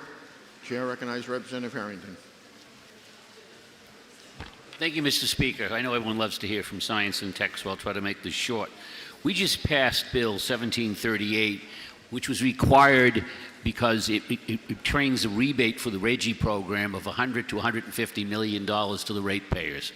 That was the clean bill we sent over. Our friends on the other side of the wall decided to add a lot of stuff to it. Basically, they said utilities now can go out and buy, or have built for that matter, purchase power agreements of a total of 3 million megawatt hours, and up to 2 million of that can be purchased from a single advanced nuclear unit. To put that in perspective, that's a 250 megawatt plant. Not really small. That's a done deal. We can't do anything about it. So what does 1775 do? It says, let's go buy some more power. And this time it says we're going to go out and buy, I don't know, it says natural gas or nuclear, but it's going to be in smaller plants, presumably because it says on the distribution system. But how much? It's 10% of the total load of a utility. And in the case of Eversource, that's 185 megawatts of additional purchase power agreements they could sign. Now, let's just think back in history for a second on purchase power agreements. The last large one was signed was for a plant that was about 70 megawatts, the Burgess biomass plant. That ended up costing the ratepayers of New Hampshire $100 million. The PUC put in all sorts of checks in there, and belts and suspenders, making it so that hopefully the ratepayers would not lose, but they ended up losing anyways. $100 million. So why do we need 1775? We've already got 2 million megawatt hours of purchase allowed for the utilities in 1738. This is a different, we don't need this other one. It also has a different standard of acceptance in it. It would be different than the one that's spelled out in 1738. So just use some common sense. We made a provision years ago in New Hampshire not to allow the ratepayers to take the risk of new generation. This is another step towards going back to the way it used to be, the way it was when Seabrook was in effect. So please join me in saying no to this conference report. We don't need more nuclear power being purchased by the utilities. And on top of that, the governor has a executive order out saying that the Department of Energy shall analyze this very issue. Is it in the good of New Hampshire to go out and have the utilities purchase power agreements with nuclear facilities? We don't know the answer to that yet because the study won't be out for another 4 or 5 months. So why do we want to put into law what they're exactly going to look at? They're going to recommend, are there any law changes to be needed? So again, please push the red button. Chair recognizes Representative Vos.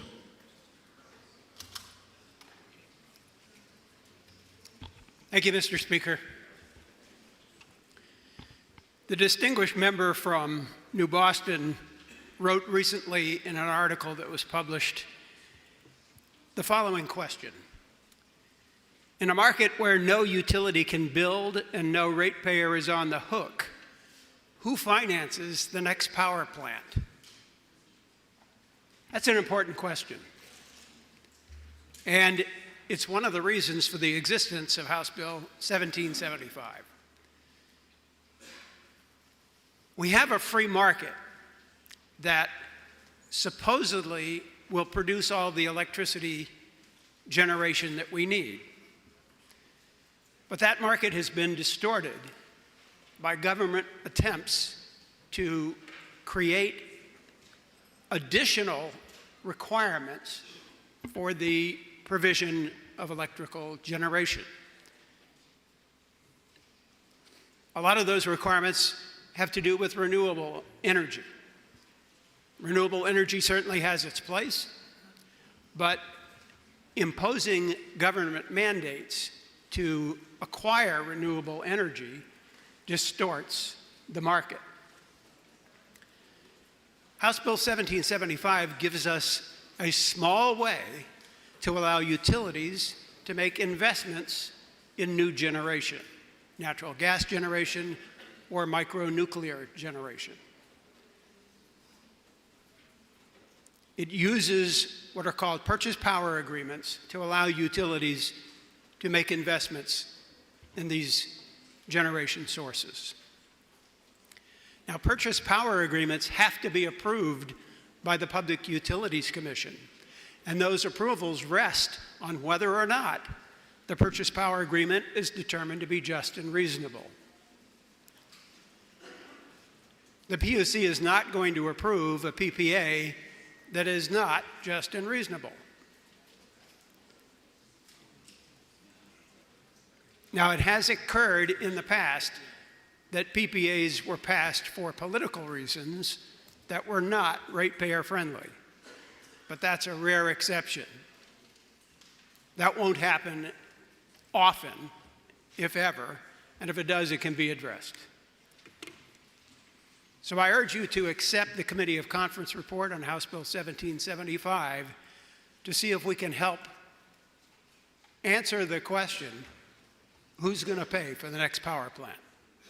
Thank you, Mr. Speaker. Representative Harrington has requested a division. This will be a division vote. Members, take your seats.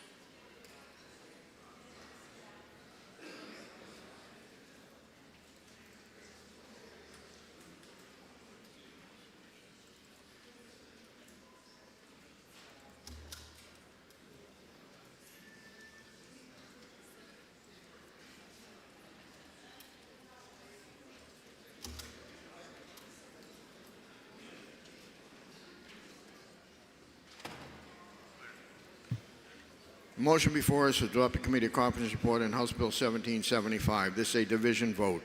Chair recognizes Representative Harrington for a parliamentary inquiry. Mr. Speaker, if I know that any purchase power agreement is, the risk is pushed on to the ratepayers and they're responsible for whatever happens to that.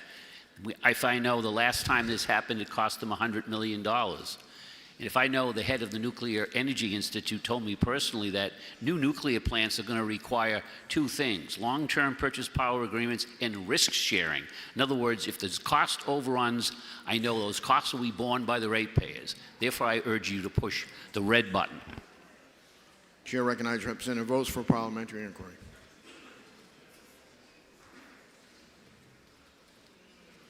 Thank you, Mr. Speaker. Mr. Speaker, if I know that House Bill 1775 is enabling legislation that provides one answer to the question, who finances the next power plant, would I press the green button? Thank you, Mr. Speaker. Motion before us is a committee of conference, accept the committee of conference report on House Bill 1775. This is a division vote. If you're in favor, you'll press the green button. If you're opposed, you'll press the red button. Voting stations are open for 30 seconds.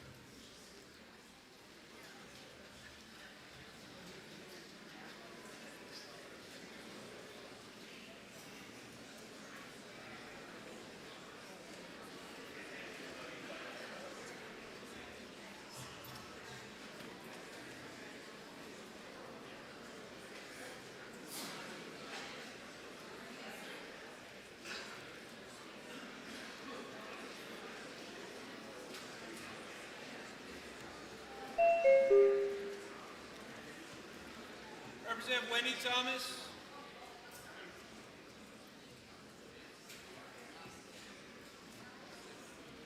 Representative Drew Fox.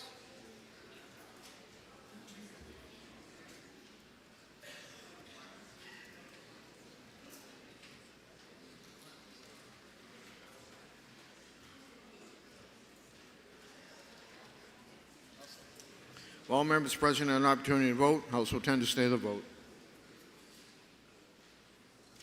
306 voting yea, 46 voting nay. Committee report is adopted.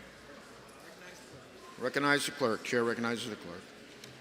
Mr. Speaker, the Senate has adopted the recommendation of the Committee of Conference to which was referred the following title bills: House Bill 155, 340, 609, 639, and 1300.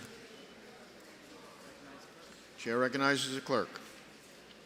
Mr. Speaker, House Bill 155, reducing the rate of the business enterprise tax.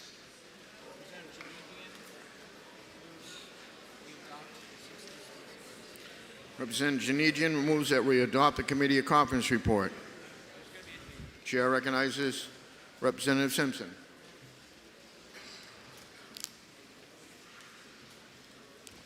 Thank you, Mr. Speaker. Who are we fighting for? This is the question that drives our work here every day, and one that's central to the debate on this bill. HB 155 has some good parts. raising the business enterprise tax filing threshold from $331,000 to $400,000 is sound policy.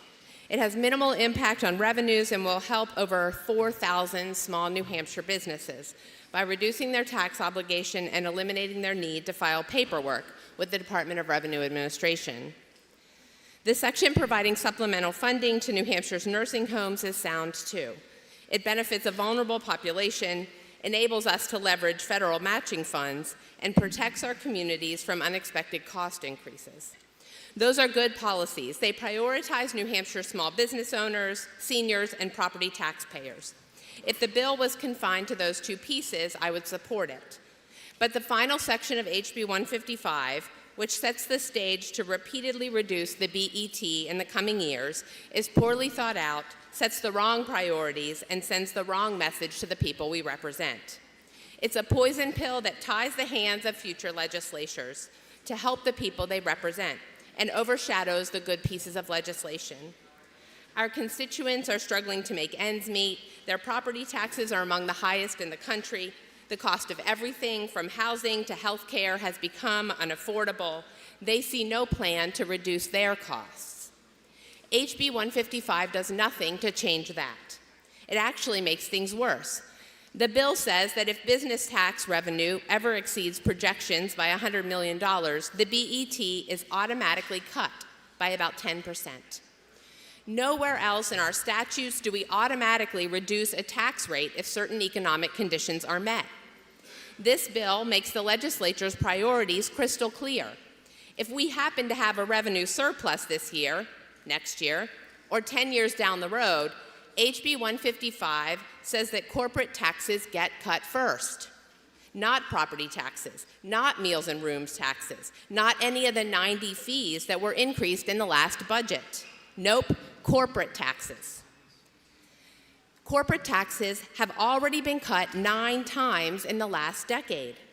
So if you're a Granite Stater struggling to get by who needs a little bit of tax relief to fill your gas tank or pay your rent, well, get in line behind Jeff Bezos and Elon Musk.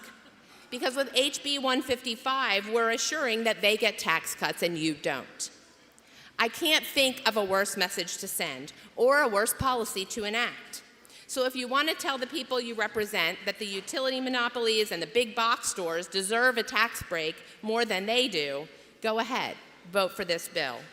But if you're here to fight for seniors, people on fixed incomes, single parents working 2 or 3 jobs, if you're here to fight for the hundreds of thousands of renters and homeowners who can't afford the highest property taxes in the nation, join me in pressing the red button to vote no on this short-sighted bill. Thank you. The chair recognizes Representative Janigian. Thank you, Mr. Speaker. Mr. Speaker, this COC report does 3 good things. First off, as the last speaker mentioned, it does raise the business enterprise value tax base from $250,000 to $400,000. And the good news about that is 4,500 more small businesses won't have to file the BET tax. And it is a minimal fiscal impact on the state. Secondly, the bill appropriates $2.5 million for the biennium ending June 30th, 2027 to the Department of Health and Human Services for the purpose of supporting per diem nursing facility rates. It also allows then matching funds to be accepted and spent. And finally, the part of the bill that my colleague on the other side of the wall here says is so bad, that tax would not be triggered unless there's at least $100 million in business tax surplus, and it would only be reduced by 0.05% for each $100 million in tax surplus. So that's a high wall to climb, but if we do get there, it means the state is bringing in a lot of business tax income. And let's not forget, the current tax right now is 0.55%. When it was first instituted in the early 90s, it was 0.25%. And like most taxes, it likes to keep going up and up and up. This is a way we can responsibly, with a trigger, bring that tax down to the right rate, but it depends on revenue, exceeding expectations. So I ask you to please concur with this important bill, which shows New Hampshire is open for business, helps approximately 4,500 small businesses, and appropriates money to the Department of Health and Human Services for the purpose of supporting per diem nursing rates. Thank you.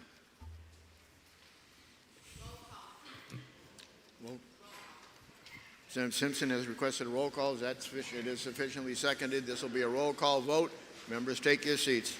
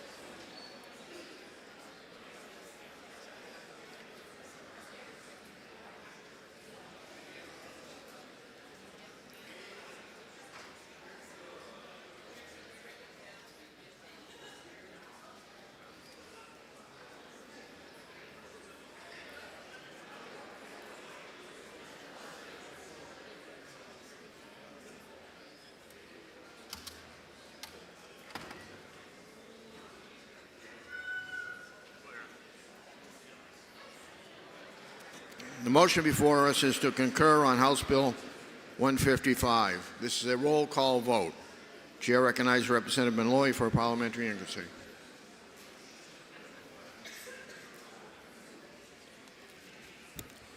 Thank you, Mr. Speaker. If I know that New Hampshire ranks 48th nationally in aid to local communities and that we rank 50th, dead last, in education funding provided by the state. If I know that cuts to the BET and BPT over the last decade have reduced revenue by over $1 billion, forcing property taxpayers to pick up an increasingly higher share of the tax obligation. If I know that the BET and the BPT have already been cut 9 times over the last decade and that this bill sets the stage to repeatedly cut the BET even further whenever a revenue trigger is hit. Finally, if I believe that the people we represent deserve a tax cut more than the companies they work for, would I now press the red button to vote no on the Committee of Conference report? Thank you. Chair recognizes Representative Janjigian for parliamentary inquiry. Thank you, Mr. Speaker. Mr. Speaker, if I know that this bill helps approximately 4,500 small businesses who deserve our help in cutting their taxes, and if I know that the Department of Health and Human Services needs the $2.5 million appropriated for the purposes of per diem nursing facility rates, would I now press the green button and support the concur motion? The motion before us is to adopt the committee conference report on House Bill 155. This is a roll call vote. If you're in favor, you'll press the green button. If you're opposed, you'll press the red button. Voting stations are open for 30 seconds.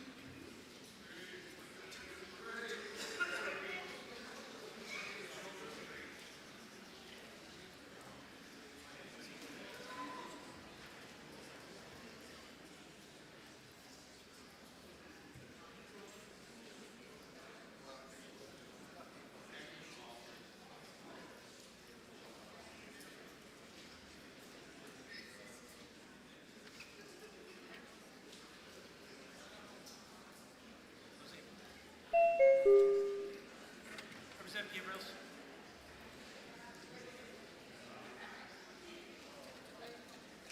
Representative Dunn.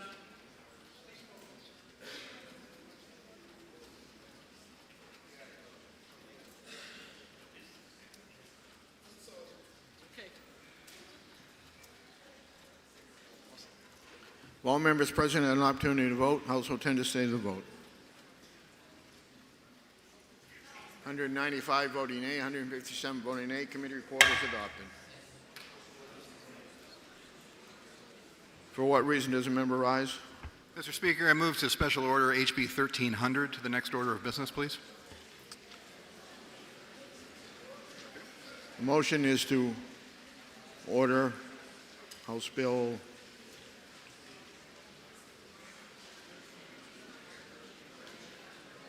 1300 to the next order of business. Are you ready for the question? All those in favor say aye. Those opposed, nay. The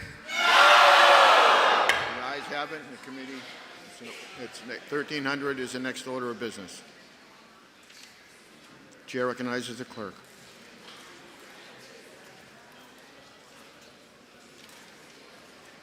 Mr. Speaker, House Bill 1300, establishing a biennial school district local tax cap question and related limitations on central office administrative expenses in school districts.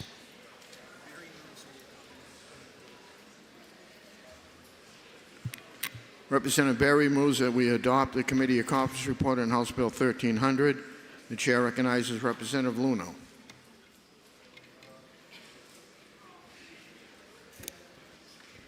Thank you, Mr. Speaker. In a state that comes in dead last for its share of funding public schools, this bill puts a question on the November ballot to cap local school property taxes, adjusted only for inflation and new property growth. It sounds like it does a lot, but it doesn't do what you think. It doesn't reduce property taxes for anybody, but it does lock in low property tax rates for many people who own vacation and second homes.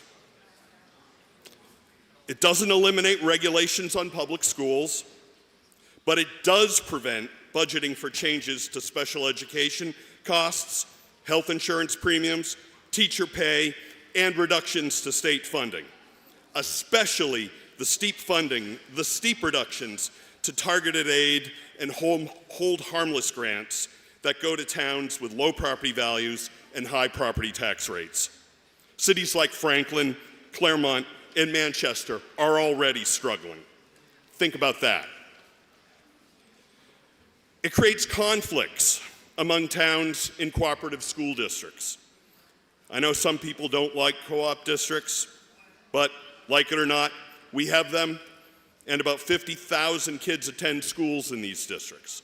Let's fix them, not break them. And finally, this bill is part of the effort by some to destabilize public schools, including the reduction to academic standards, draining of contingency funds, dropping professional requirements for school business administrators, and ending the state's constitutional obligation to fund an adequate education. Our constituents want good public schools and strong student outcomes, and this bill fails on both accounts. It's bad for kids, bad for taxpayers, and bad for communities. Let's vote no and give this committee report an F. Thank you, Mr. Speaker. Chair recognizes Representative Berry. Thank you, Mr. Speaker. Mr. Speaker, something must be done. Someone must act. Our voters are being taxed out of their homes. They're laughing about it. They're laughing about it. Voters being taxed out of their homes and they're laughing about it. Here they go. Here they go, everyone. Here they go. The House will be in order. Here they go. You know how this is a good bill? Because you only catch flack when you're over the target. This is a bill that allows voters to enact via a popular vote on a state election by 60%. This is not something that you just fall into. A property tax cap that is tied to inflation and growth. It is the lightest possible hand that you could possibly conceive to instill some protection onto taxpayers. The House's position has been that the current process is broken. If anybody here thinks it's working well, I think even my colleagues on the other side of the aisle would agree it's not working well. The House's position is that more people need to vote and participate. The Senate took our bill that put this question on every ballot for the next 2 years in perpetuity and put it only on 2026. And we said our position is more people voting is better. We at least want 2028 when the most people will be voting. So it'll be on the ballot for 2 years, 2 times. Finally, to address the concerns of the NHMA, I wrote incredibly prescriptive language that says that the question must be placed onto the state ballot. No second ballot. It must be placed on there. This is going to be a state solution to this problem. It is time for this body to act, and I urge my colleagues to push this over the line by voting green.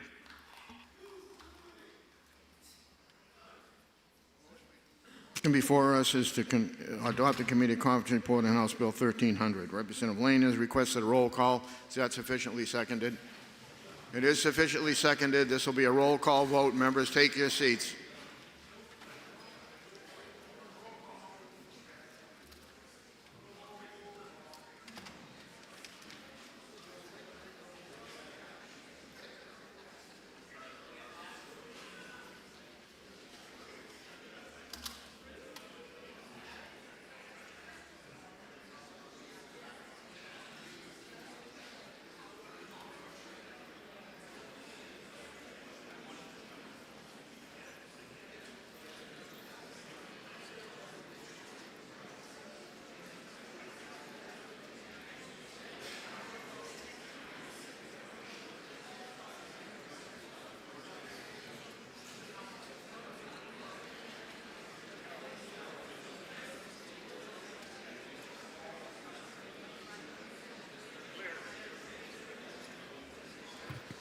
The motion before us is to adopt the committee conference report on House Bill 1300. This is a roll call vote. Chair recognizes Representative Damon for a parliamentary inquiry. Thank you, Mr. Speaker. If I know that House Bill 1300 does not reduce property taxes, but does continue our current unfair property tax structure, if I know that this bill limits school districts' ability to respond to changes in special education costs, unpredictable health insurance premiums, and reductions in state education funding that harm the towns with low property values the most, and if I know this bill does nothing for our constituents who value strong public schools and good student outcomes, would I now press the red button to stop this anti-public school agenda? Chair recognizes Representative Berry for a parliamentary inquiry. Thank you, Mr. Speaker. Mr. Speaker, would I now press the green button to put taxpayers back in the driver's seat of their property tax bill? The motion before us is to adopt the committee conference report on House Bill 1300. This is a roll call vote. If you're in favor, you'll press the green button. If you're opposed, you'll press the red button. Voting stations are open for 30 seconds.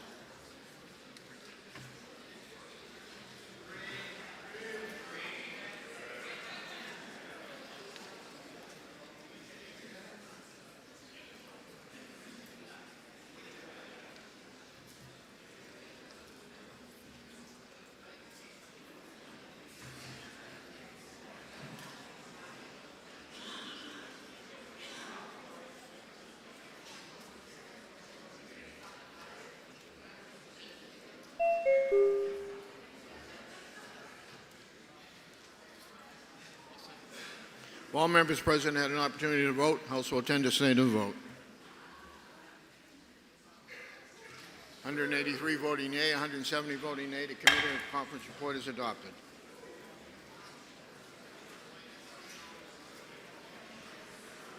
For what reason does a member rise? To make a motion, Mr. Speaker. State your motion. I move that the debate on HB 155 be printed in the permanent journal. Without objection. Chair recognizes the clerk for an announcement. For what reason does the member rise? Mr. Speaker, I move that the debate on HB 1300 be placed in the permanent journal as well. Without objection. Chair recognizes the clerk. Thank you, Mr. Speaker. Mr. Speaker, members of the House, the Speaker is about to put us at recess. There is an invitation to all of you to join him for ice cream across the street. We'll be in recess until 2 o'clock.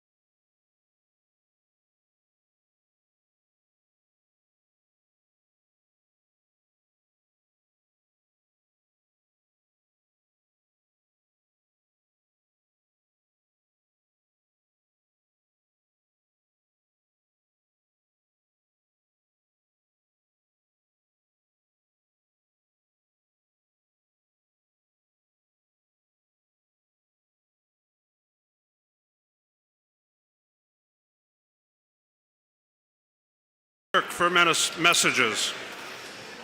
Mr. Speaker, the Senate has adopted the recommendation of the Committee of Conference to which was referred the following entitled bills: House Bill 1010, House Bill 1374, House Bill 1376, and House Bill 1816. And, Mr. Speaker, the Senate has voted to lay on the table the following bills sent up from the House: House Bill 751 and House Bill 1709.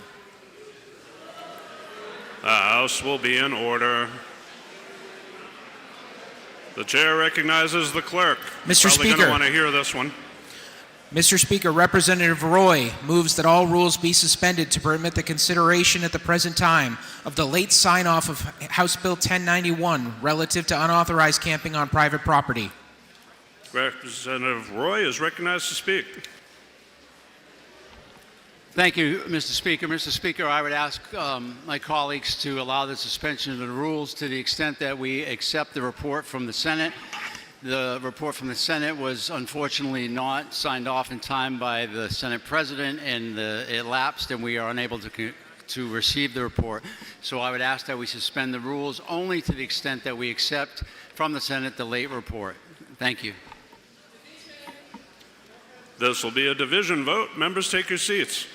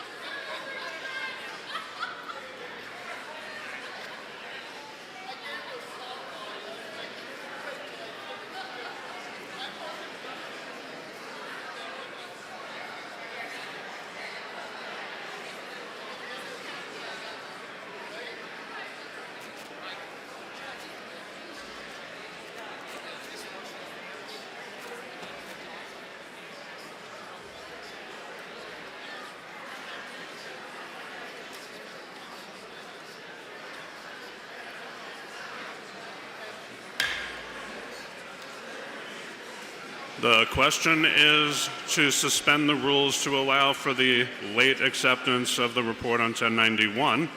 This is a division vote. If you are in favor, press the green button. Opposed, press the red. Voting stations are open for 30 seconds.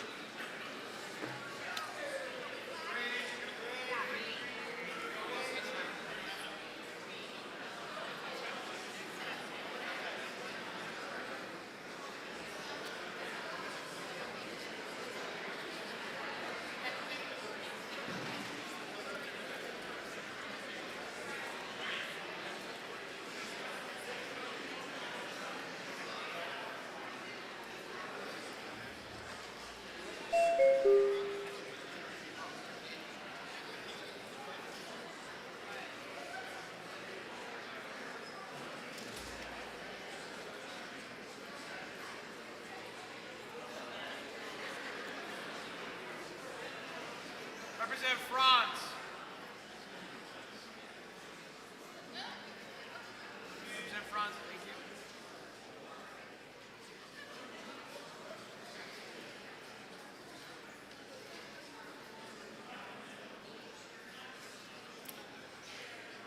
Representative Fellows over there.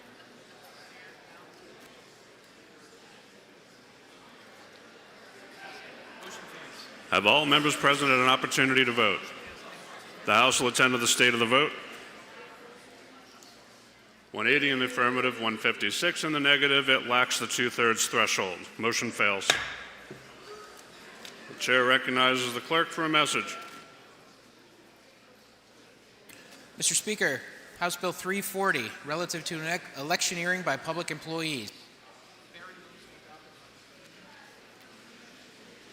Representative Berry moves that we adopt the Committee of Conference report. Representative Muirhead is recognized to speak against.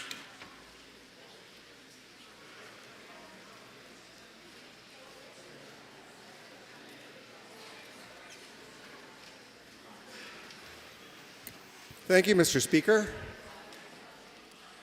This bill adds something to the definition that we already have for electioneering prohibited election-oriented activities by public employees. It adds to the existing activities like carrying signs while you're on the job and stuff like that.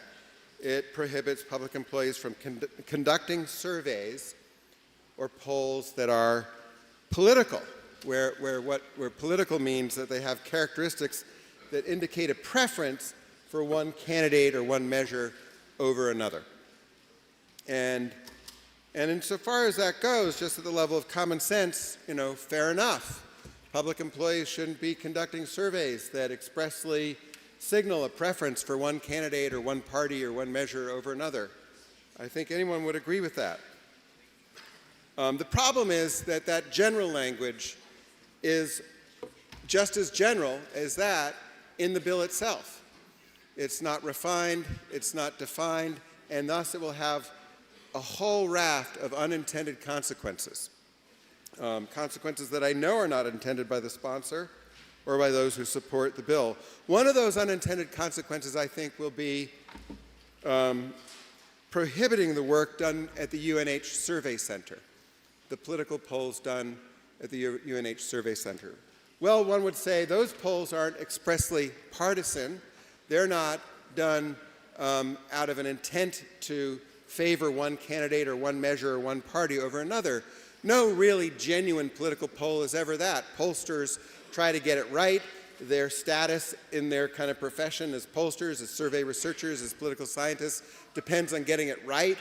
And so these are nonpartisan polls, not political polls.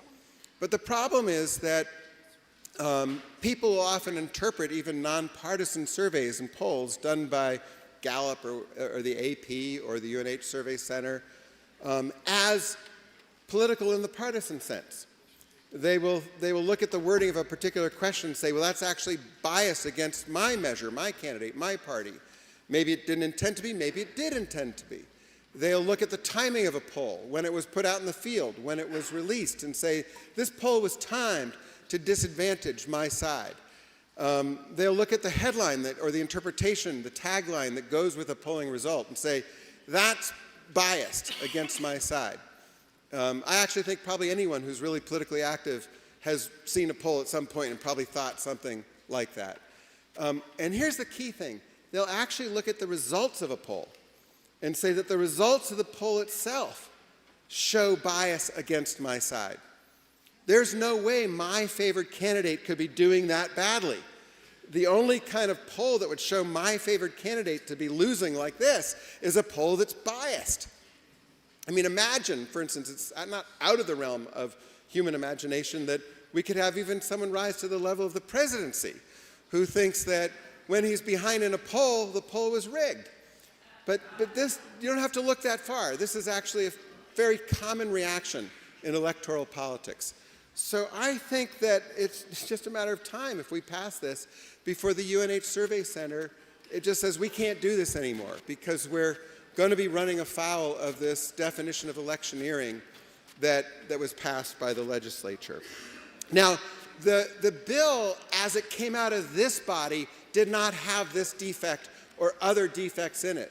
The sponsor of the bill and the supporters of this bill actually worked assiduously to meet various objections that were made in committee and elsewhere to refine the language of the bill so that it did not have this defect. And even though I, on balance, still didn't oppose it, still didn't support the bill, I stood here and I gave the sponsor credit for that, very, very important deliberative work.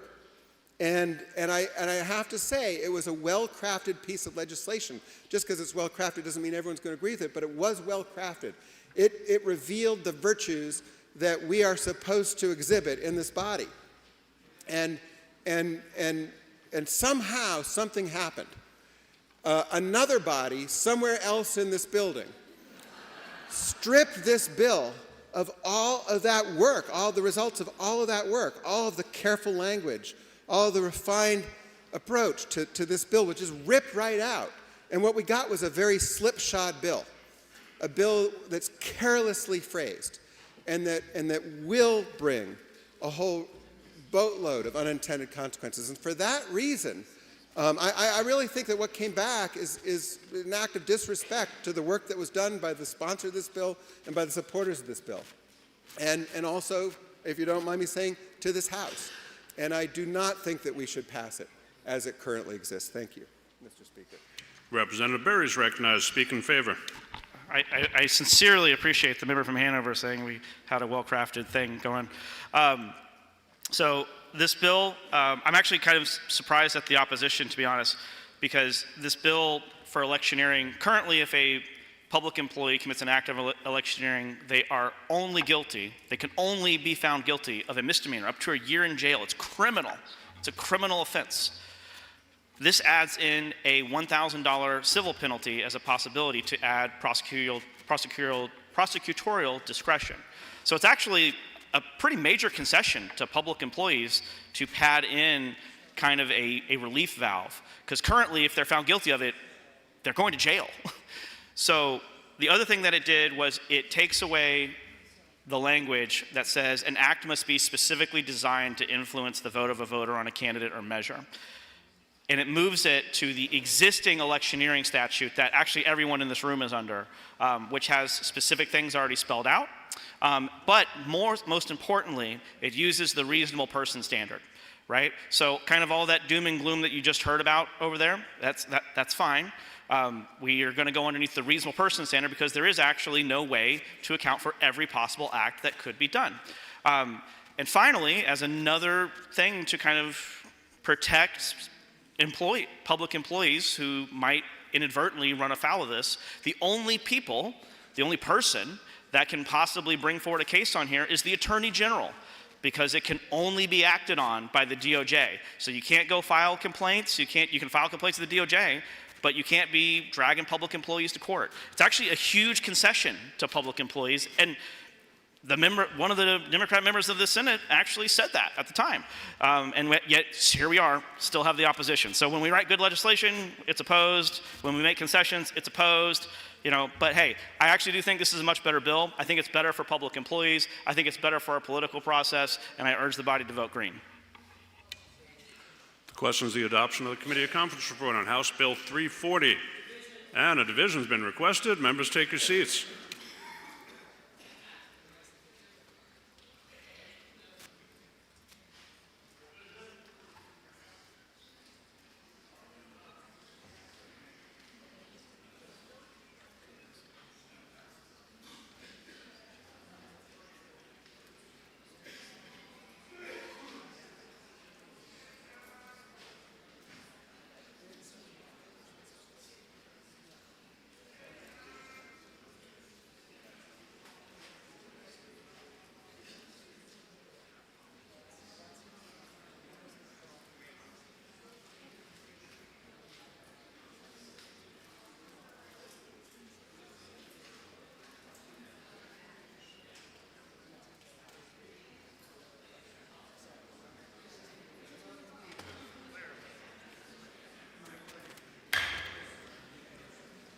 The question is on the adoption of the Committee of Conference report on House Bill 340. This is a division vote.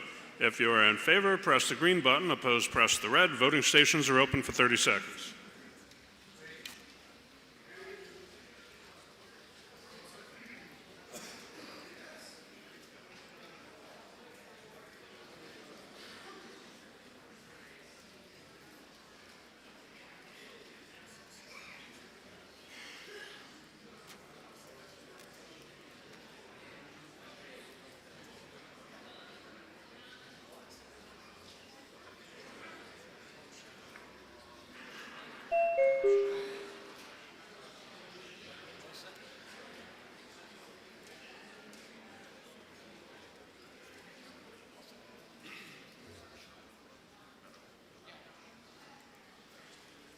Of all members present, had an opportunity to vote. The House will attend to the state of the vote. 182 in the affirmative, 160 in the negative. The report's adopted. And the chair recognizes the clerk for a message. Mr. Speaker, House Bill 609, relative to the General Court's authority over the sale, purchase, ownership, use, possession, transportation, licensing, permitting, taxation, and other matters pertaining to firearms, stun guns, tasers, pepper spray devices, knives, and other self-defense tools. Representative Roy moves that the report be adopted. For what reason does the member rise? Make a motion, Mr. Speaker. State your motion. I move to table House Bill 1609. Representative Wilhelm moves that the report for 609 be laid on the table. The House will be in order. Are you ready for the question? Representative Mazer requests a roll call. Is that sufficiently seconded? It is. This will be a roll call vote. Members, take your seats.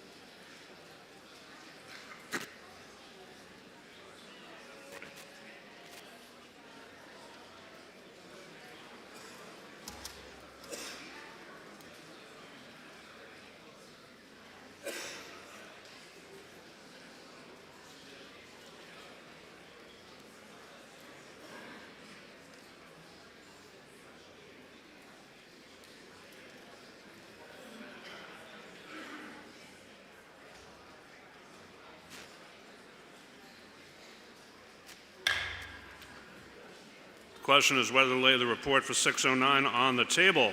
Representative Wilhelm is recognized for a parliamentary inquiry. Thank you, Mr. Speaker. Mr. Speaker, if I know that this bill would make major changes to New Hampshire's gun laws and that significant new provisions were just added days ago in committee of conference, which have not been subjected to public input, if I know that I'm concerned about the broad rulemaking authority that the committee of conference report proposes, enabling rules with the full force of law to be enacted without real legislative oversight or accountability, if I know that we all received a letter from the Attorney General yesterday articulating concerns that, as written, this bill creates massive uncertainty for gun owners in our state, and Mr. Speaker, if I understand how important it is for us to get this policy right, and know that tabling House Bill 609 gives us the opportunity to do that, then would I now push the green button? Thank you, Mr. Speaker. Representative Roy is recognized for parliamentary inquiry. Thank you, Mr. Speaker. Mr. Speaker, if I know that this bill doesn't give actually any rulemaking authority, and if I also know that the opinion of the Attorney General is not necessarily binding upon or at all on the legislature, would I then continue to hear this bill and vote on it and fulfill our legislative duties? Thank you. Question is whether to lay the report for 609 on the table. This is a roll call vote. If you are in favor, press the green button. Opposed, press the red. Voting stations are open for 30 seconds.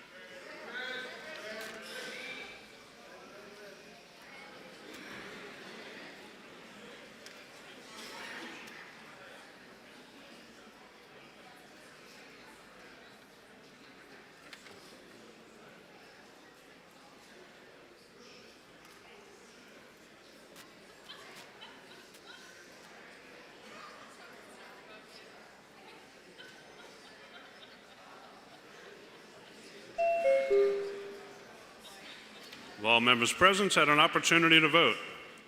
The House will attend to the state of the vote. 182 in the affirmative, 160 in the negative. The report's laid on the table. Chair recognizes the clerk for a message.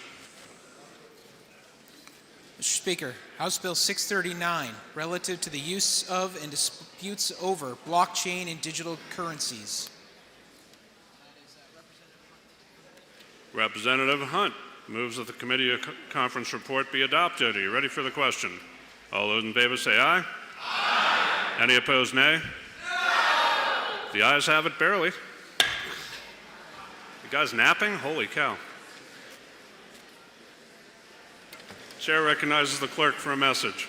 Mr. Speaker, House Bill 1010, relative to multifamily residential development on commercially zoned land.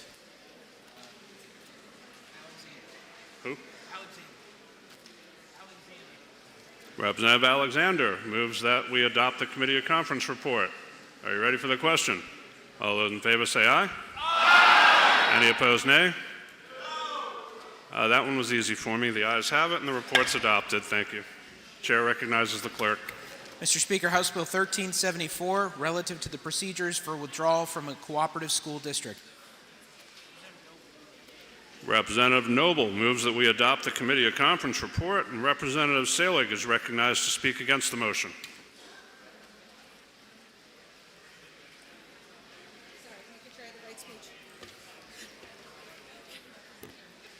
Thank you, Mr. Speaker.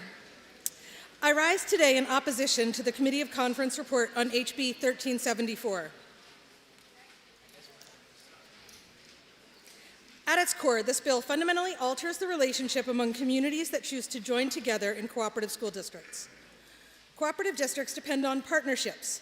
Towns voluntarily unite to provide educational opportunities that would be difficult or in some cases impossible to offer independently. They share costs, resources, facilities, and long-term planning to benefit all students. Allowing one town to leave a cooperative school district while denying the remaining member towns a meaningful voice in that decision undermines the very concept of cooperation. When a town withdraws, the consequences extend far beyond its borders. The remaining towns must absorb financial impacts, restructure governance, and often redesign educational programs and facility usage. Their taxpayers bear the costs, and their students experience the effects. Current law strives to balance the interests of communities that wish to leave with those that choose to remain. While that balance may not be perfect, it recognizes an important principle. All partners should participate in decisions that affect all partners. This bill abandons that principle and dismisses the legitimate concerns of the remaining communities, taxpayers, and students. This legislation makes participation in a cooperative school district significantly riskier. If any member town can leave with limited input from its partners, communities will think twice before investing in shared facilities, long-term capital projects, or expanded educational programs. Over time, that uncertainty could discourage the formation and maintenance of cooperative districts, increase costs, and reduce opportunities for students. Additionally, the debate we heard earlier today on HB 1300 was about who makes school funding decisions at the local level. The mantra we heard was that more participation is better, that making decisions in higher turnout elections produced better results that better reflected the will of the voters. But this bill takes the complete opposite approach and adds an even more troubling component. It enables just 20 voters in a district to set the process in motion to close the school. It requires a mere 7 days' notice to the public before meeting to cease operation of the school is held. And the school will close if a simple majority vote in favor at that meeting, which has no required threshold of participation. In other words, if only 5 people show up at the meeting and 3 vote in favor of closing the school, bye-bye school. 20 people, a minuscule fraction of the district's voters, could ultimately make the decision to discontinue a school for everyone in that district. That's poor policy that goes directly against the entire philosophy we heard this morning. Specifically, at a time when many of our colleagues express concern about administrative spending, this proposal moves in exactly the wrong direction. Breaking apart cooperative districts will duplicate administrative structures, reduce efficiencies, and increase costs communities currently share. This bill also contains a striking inconsistency. Its school closure provisions originated in SB 588, which the House referred for interim study because members believe those provisions required further work. Those provisions emphasize the importance of giving every affected community a voice before a school closes. But this same legislation strips affected communities of that voice when a single town withdraws from a district or when a tiny handful of people, a minuscule fraction of the district's electorate, with a mere 7 days' notice, vote to close a school. For these reasons and more, I urge the body to reject the Committee of Conference report on HB 1374. Roll call. And I request a roll call vote. Representative Noble is recognized to speak in favor. Thank you, Mr. Speaker. This bill clarifies the procedure for withdrawal from a cooperative school district. It places the decision with the voters of the withdrawing district, requiring a 3/5 majority of those present and voting to approve the withdrawal. The bill also requires that voters residing in all municipalities that are served by a cooperative school district vote on the closure of schools. It establishes an option for the governing bodies of the municipalities to preserve the operation of a school. It requires the municipalities to enter into an operating agreement where the option to preserve the operation of a school has been exercised. It also requires that bylaws, articles of agreements, and any other operating agreements be reviewed every 3 years. The only thing that was changed in the Committee of Conference was allowing more time to negotiate operating agreements from 60 days to 90 days, and the effective date from 60 days to 90 days. And I urge you to vote yes to adopt the report. Representative Salig requests a roll call. Is that sufficiently seconded? Nice bipartisan showing. This will be a roll call vote. Members, take your seats.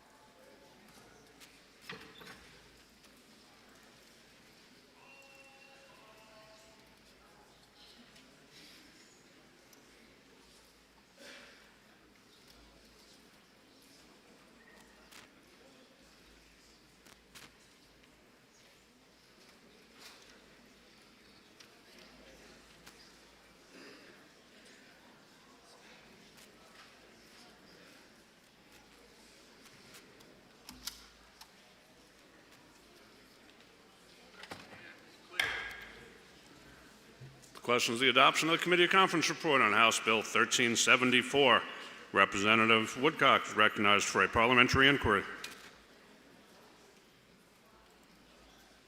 Thank you, Mr. Speaker. If I know that this bill had a most powerful and impactful amendment added to it, and if I know that, which by the way, never came to committee or heard, and if I know that any one of the current 109 cities and towns that make up the 32 communities of co-op could find their community in immediate financial peril if this bill passes, and the dream of property tax savings and administrative cost reduction is just a facade.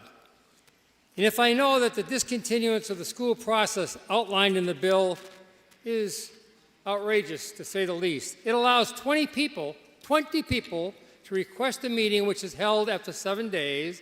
The majority can close a school. Folks, you can't make this stuff up. Just imagine, 50 people show up, 20 people vote to close the school, meeting adjourned, and you go home. And if I know that H 1374 may make the withdrawal easier for the single community, but misses the mark on allowing local communities to work out a fair and equitable distribution of assets. And finally, Mr. Speaker, if I know that this bill, if passed as written, will create winners and losers among cities and towns, not partners, and students will lose the benefit of academic offerings, a variety of co-ed experiences, and their opportunity for a well-rounded foundation for the future. This should not be the public education legacy of this 2026 session. Please join me in voting no. Thank you for your indulgence, Mr. Speaker.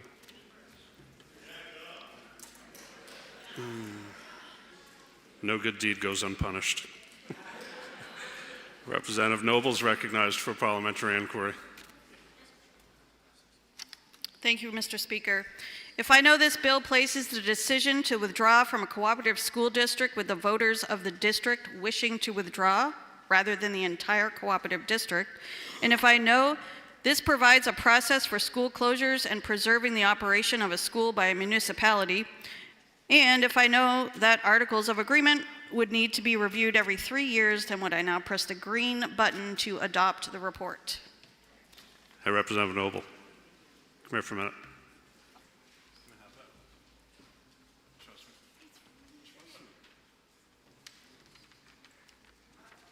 See that? That's like even double spaced, doesn't half the page. That's a PI. Thank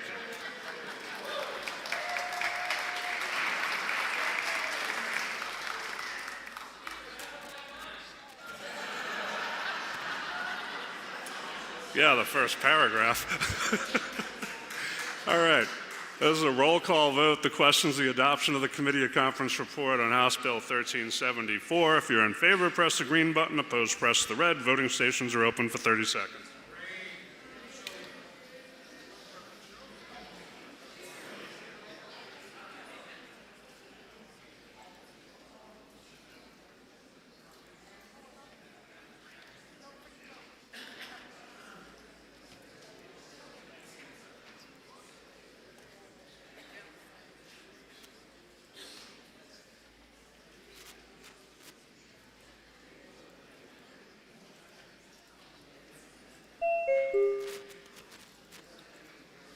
Representative DeVries.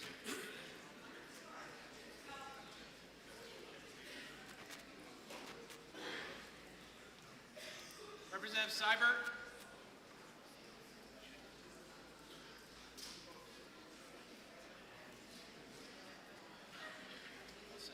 Have all members present had an opportunity to vote? The House will attend to the state of the vote. 179 in the affirmative, 161 in the negative. The report's adopted. Chair recognizes the clerk for a message.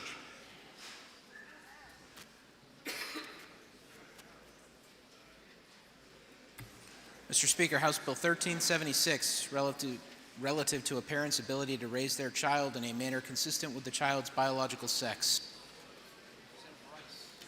Representative Rice moves adoption of the report. Representative Pedrigno is recognized to speak against. Thank you, Mr. Speaker.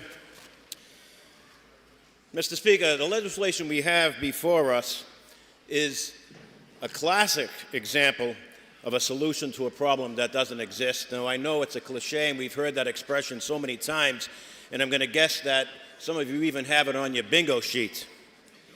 But seriously, you're going to hear my good committee colleague say that parents should have the right to raise their children in a manner consistent with their biological sex, and that they should not fear child protective services in doing so.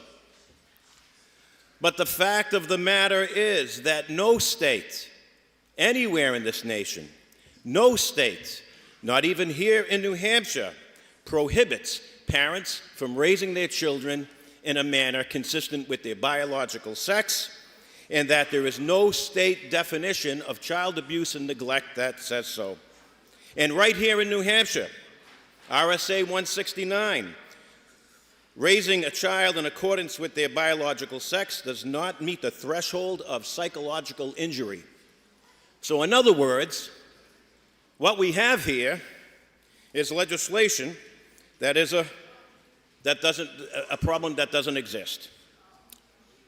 Well, more so, let's consider the provision that includes making mental health or medical decisions based on a child's biological sex.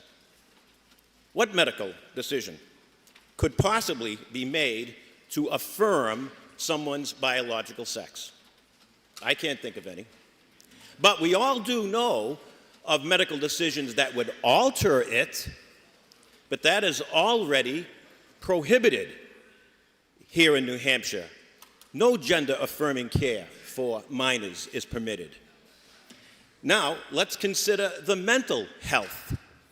The only one that comes to mind is conversion therapy. And that is already widely disparaged. It's considered completely ineffective and harmful by every major medical and psychological association, including RFK Jr.'s Department of Health and Human Services and the CDC. So, it's also banned here in New Hampshire. So the ban on both gender-affirming care and conversion therapy makes that entire provision in the legislation meaningless. Now, some may say that we need this legislation just in case. But there is no just in case, because we would first need to take away the parental rights and protections that already exist. So I just don't know what this legislation is intended to do, because it absolutely does nothing. And I'll be honest, I was confused in committee when this came before us, and I said, I just don't get it. Now, I am sure that we were all brought up to believe that honesty is the best policy, right?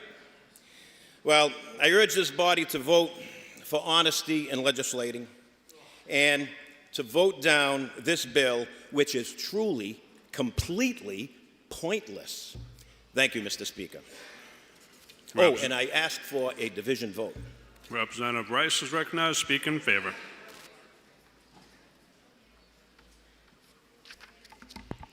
Good afternoon. Thank you, Mr. Speaker. I rise in support of HB 1376. At its core, this bill affirms a fundamental principle. Loving parents should not be labeled abusive simply because they choose to raise their children consistent with their biological sex.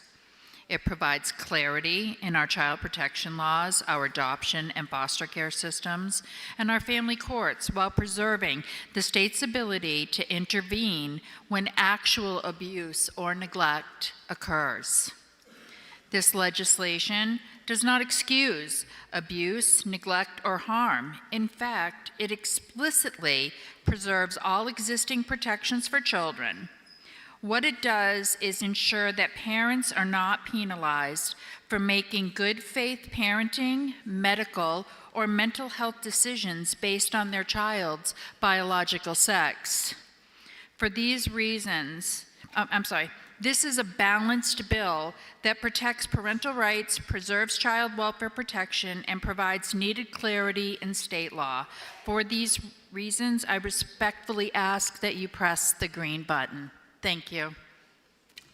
A division's been requested. Members take...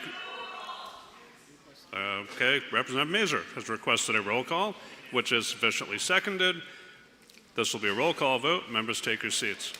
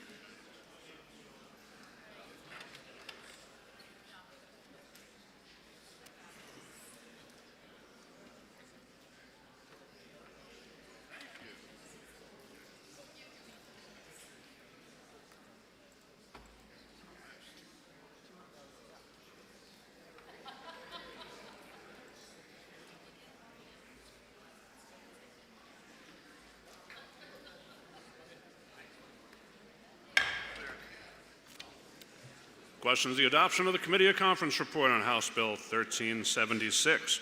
Representative Petrigno is recognized for a parliamentary inquiry. Thank you, Mr. Speaker.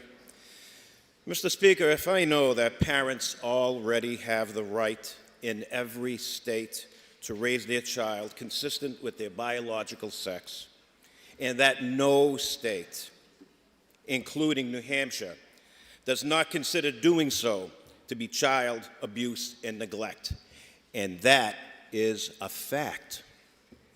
And if I know that both gender-affirming care for minors and conversion therapy is already banned in New Hampshire, would I conclude that this legislation is completely meaningless, a solution to a problem that does not exist, and press the red button to vote no on adopting the Committees of Conference report? Thank you, Mr. Speaker. Let's deal with facts. Representative Corzine is recognized for parliamentary inquiry. Thank you, Mr. Speaker. Mr. Speaker, if I believe that at a time when foster homes are in short supply, that New Hampshire should be encouraging more safe, loving families to apply while still prioritizing the best interests of the child.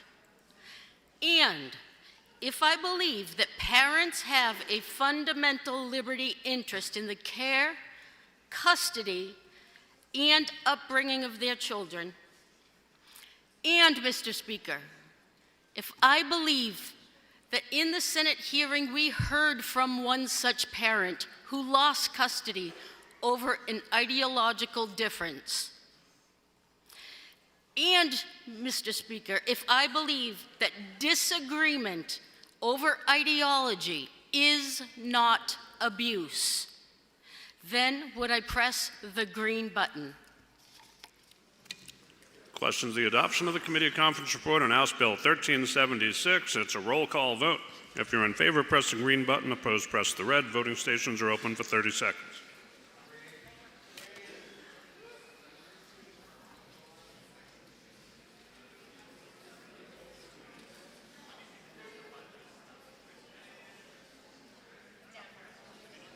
Representative Grota. Representative Grota.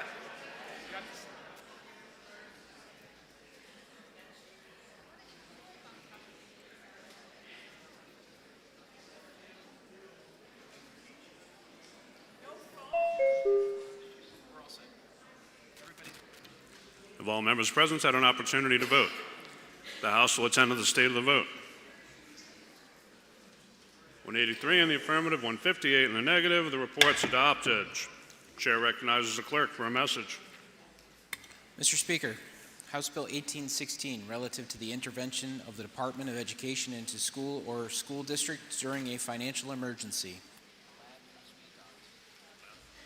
Representative Ladd moves that we adopt the committee conference report. You ready for the question? All those in favor say aye. Aye. Any opposed, nay? Nice try. Ayes have it. Committee report's adopted. Chair recognizes the clerk for a message. Mr. Speaker, the Senate concurs with the House in the passage of the following entitled bill with amendment, the passage of which amendment the Senate asks the concurrence of the House. House Bill 1735, permitting treatment of certain severe illness under the Right to Try Act.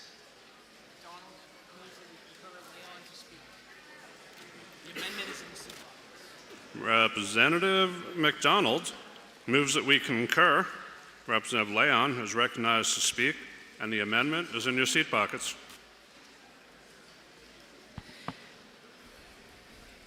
Thank you, Mr. Speaker.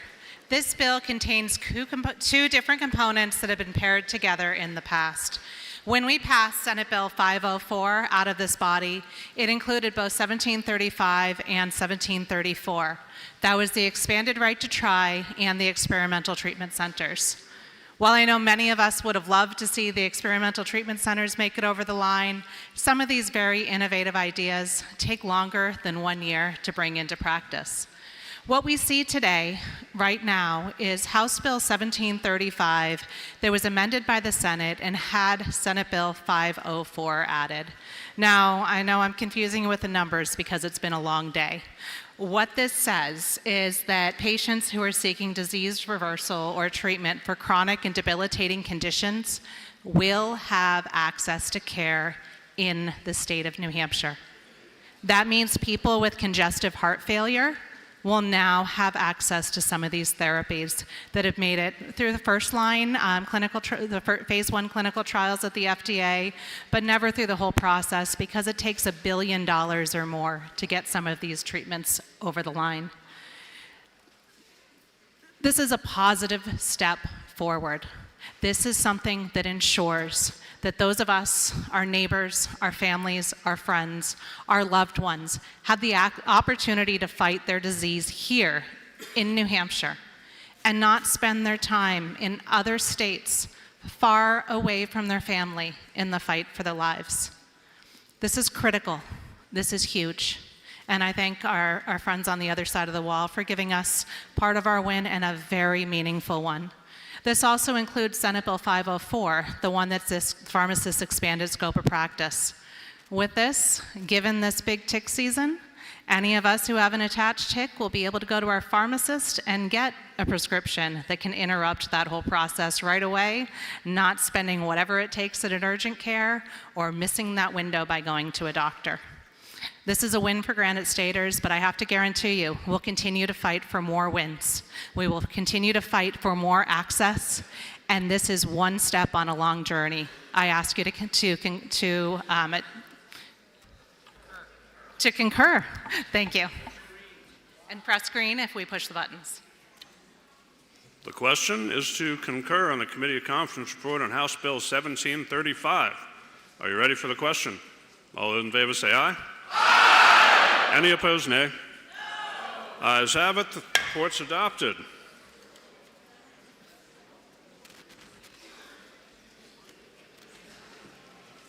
Adjournment. The chair recognizes the member from Auburn, Representative Osborne, for a motion to adjourn from the early session. It's resolved that the House now adjourn from the early session, that the business of the late session be in order at the present time, and when the House adjourns today, it be to meet at the call of the chair.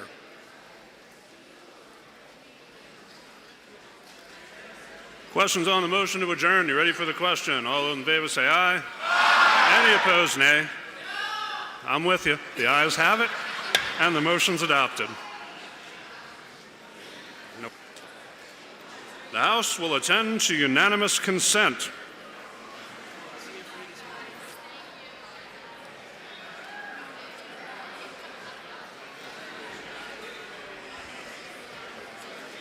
Representative Comtois is recognized.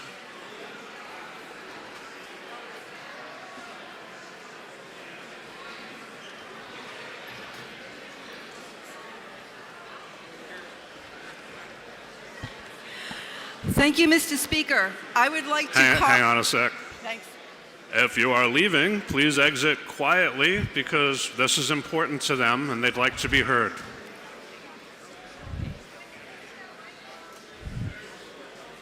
Bring it down just a little more.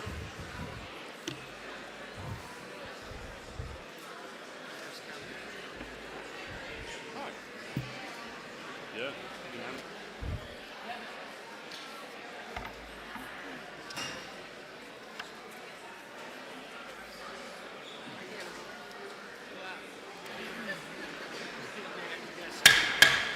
Like seriously, quiet down so she can be heard. This is really important. Representative Comtois, go ahead, nice and loud, right into the mic. Thank you, Mr. Speaker. I would like to ask all the committee members from Environment and Agriculture to join me here in the front. As many of you know, and if you don't, Representative, our chair, is retiring after today. And we have a certificate here of recognition and great appreciation. And it says that this certificate is proudly presented to the best chair of the best committee, Representative Judy Aaron.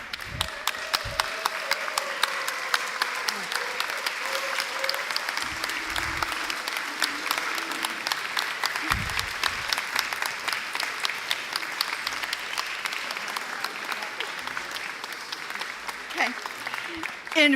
In recognition of outstanding dedication, exceptional performance, exemplary leadership, and remarkable contributions and service that have made a significant and lasting impact on the state of New Hampshire, of the General Court, the Environment and Agriculture Committee, and the entire community. This is presented with love from the 168th General Court, 2025-2026 New Hampshire House of Representatives Environment and Agricultural Committee. And we have a few people here that would like to say a few words.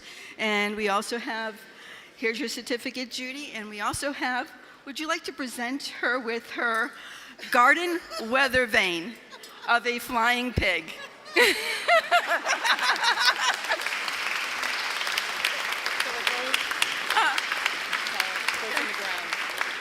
Representative Howard, would you like to say a few words? It's okay. Thank you. Hello, everyone. This is my debut at the well, so for a worthy cause because our chair is amazing. A year ago, or 2 years ago at this time, at the end of my first term, I wrote a letter to the Speaker to commend our chair. So I'd like to share it with you now. This is dated June 5th, 2024. Oops. Dear Speaker Packard, I am writing to commend the chair of our committee on which I sit for her excellent management.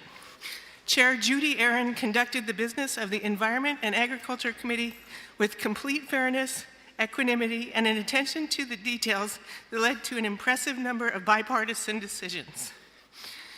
She allowed all committee members and people who attended to provide testimony the time and respect necessary to fully share expertise and questions in a way that helped the committee to make informed decisions and to fully understand even those with which we didn't agree. She gave bills sufficient time to reach their highest potential and to have the best chance of bipartisan approval. She maintained a high level of decorum with grace and no small amount of levity. She can be very funny. I could go on, but I'll finish by pointing out that Judy and I probably could not be further apart politically. So my gratitude for her excellent stewardship of our committee is especially acute. I hope that you find my opinion welcome and helpful in appreciating a state representative who has served so well in the House of New Hampshire.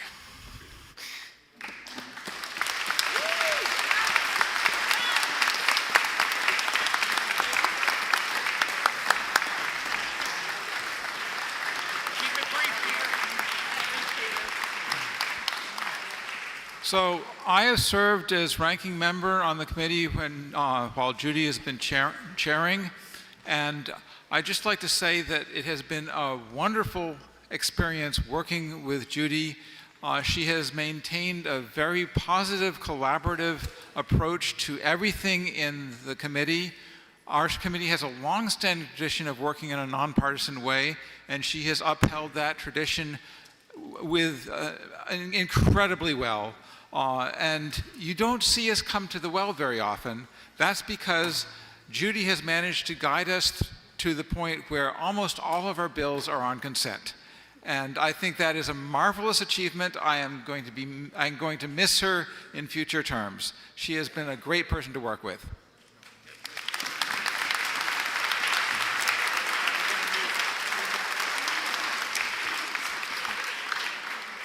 We're running out of time, but Representative Howard and I were going to do a kind of like a two-person unanimous consent about this, about being like E&A.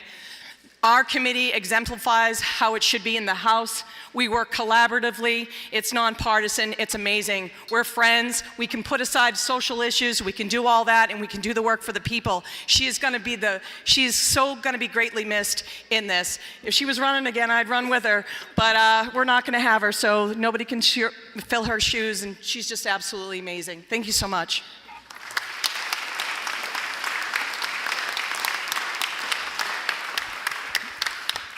Oh my God, I'm for one speechless. But we made it through pigs and kangaroos and declawed cats and all kinds of things.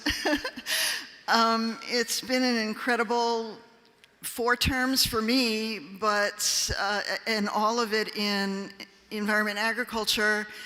I did serve 2 years as vice chair, and then the past 4 years as chair. And it's just been a delight to work with everybody who's been in my committee. I will miss them. I will miss you all.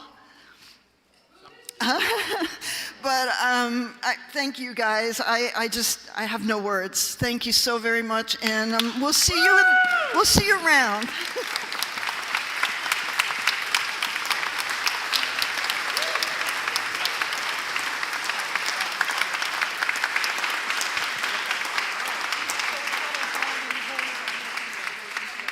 For what reason does the member rise? To make a motion, Mr. Chair. State your motion. I'd like to have the comments of E&A printed in the permanent journal, please. Without objection. And I'd like to add my thanks to Chair Aaron as well. I'm sorry I'm breaking protocol here, but I've worked incredibly closely with her, and I'm so grateful for the chance to do it. Thank you.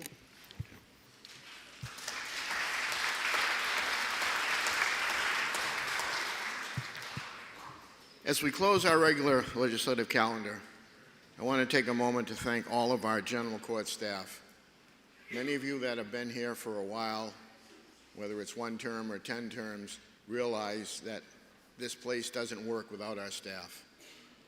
We owe them the biggest gratitude we could possibly give them, and I just want to make sure that everyone realizes just how important our legislative staff is, from the clerk's office to the minority staff, the majority staff, the speaker's staff, the the OLS staff, all of them are the puzzle, the final pieces to the puzzle that make us do what we do here.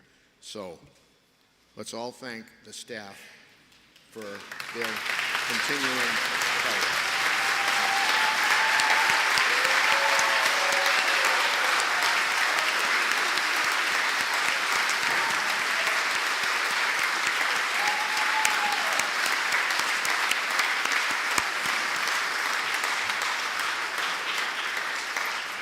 For what reason does a member rise?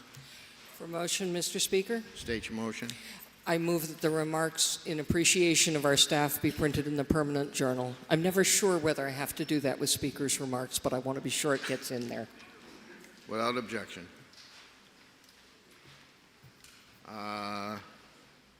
Representative Lynn, Rombo, and Seelig. Thank you, Mr. Speaker. Good afternoon, Mr. Speaker and colleagues. As opposed to my fellow speakers here, I have some trepidation about what I'm about to say. You see, unlike them, I live less than a mile from the ranking member from Durham, and I'm afraid my dinner invitation might get permanently revoked. She's not able to be with us in person today, but I will make sure she sees the recording if she's not watching now. But I would be remiss if I did not speak about Representative Marjorie Smith's 30 years of outstanding service to the town of Durham and the state of New Hampshire.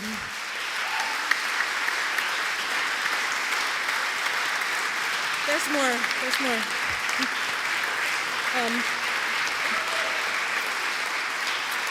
You guys need to let me finish the rest of what I say before I cry. So, thank you. Just for, a matter of fact, those of you who are under 30 years old, that means she's been legislating your entire lifetime. With her strong will, steady temperament, and political savvy, the marvelous Margie has sponsored countless bills and revised dozens more. She's also mentored so many of us on how to be effective legislators. And while we have many, many wonderful representatives retiring from service today, Representative Smith is truly among the greats, and I will miss working with her. And now Representative Rombo has a few additional remarks.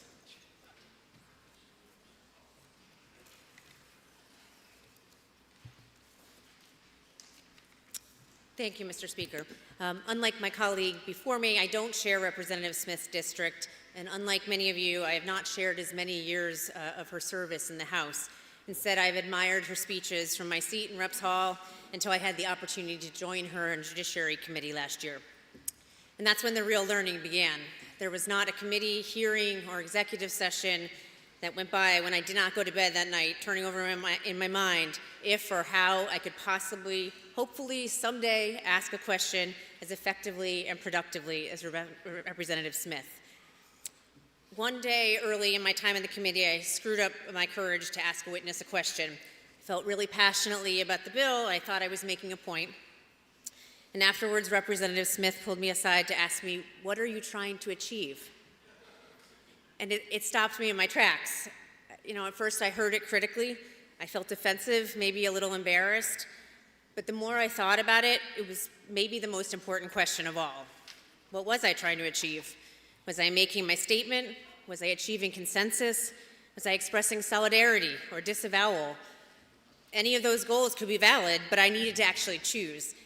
What was most important in that moment? How could I better shape my question to bend toward the outcome that I thought mattered? We talked about it again and again. We may not have always agreed on what I did decide I was trying to achieve, but I will always be grateful she took the time to teach me to think ahead about our goals in committee, in hearings, from the floor, and with each other. Representative Smith spoke recently and eloquently, as always, about the importance of civility and decency in these halls and across the aisle, in service of our roles as representatives for our constituents. Representative Smith, I will miss your legislative experience and guidance, but even more, I thank you for showing us how to listen, how to learn, and always, always how to ask good questions. Thank you.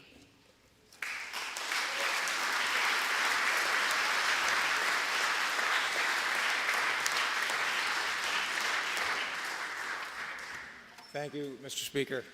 This is the first time I've actually spoken on this side of the, from this well. It's a different perspective. Colleagues, today is a bittersweet day for the members of the House Judiciary Committee.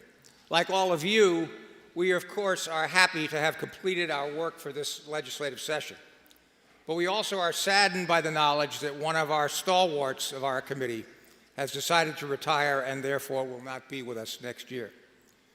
To say that our friend and colleague from Durham, the Honorable Marjorie Smith, has been a member of stature and influence in this House is an understatement that does not fully capture the contribution she has made to the work of this body. Marjorie is completing her 14th term in this House, having been first elected to represent the citizens of Durham in 1996.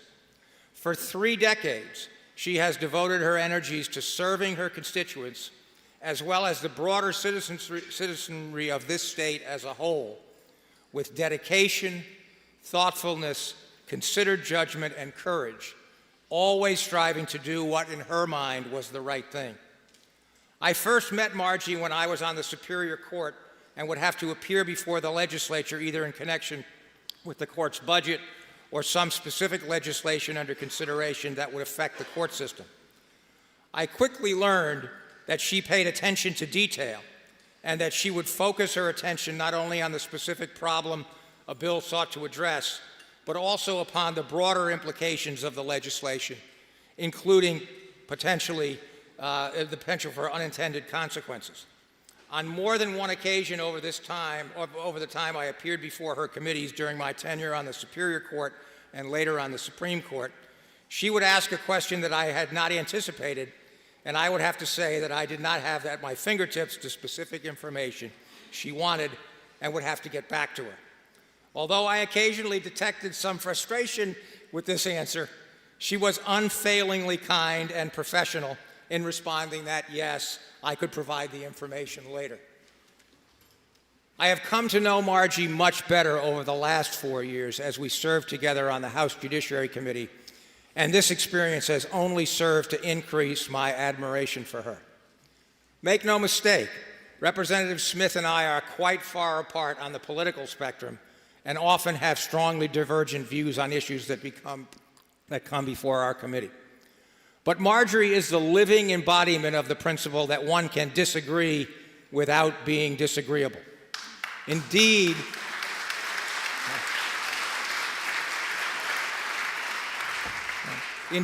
in debate, Margie seems to take her cue from a famous quotation by the Supreme Court.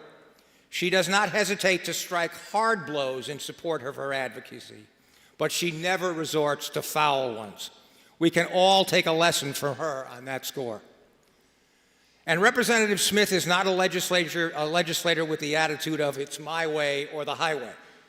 She is always open to attempting to achieve compromise if this can be done without sacrificing what she regards as her core principles.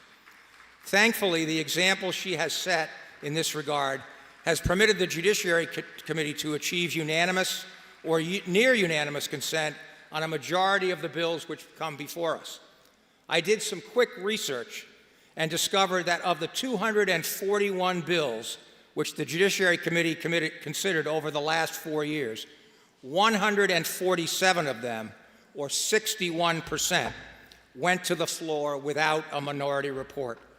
That result is due in no small measure to the example set by Representative Smith. Speaking personally, I have learned so much from Margie over the last 4 years about the ways of this institution that no words are sufficient to express my gratitude. She is the epitome of the dedicated and faithful public servant that all of us should aspire to emulate. We love Margie, we will miss her, and we wish her all good things in the future. Godspeed, my friend.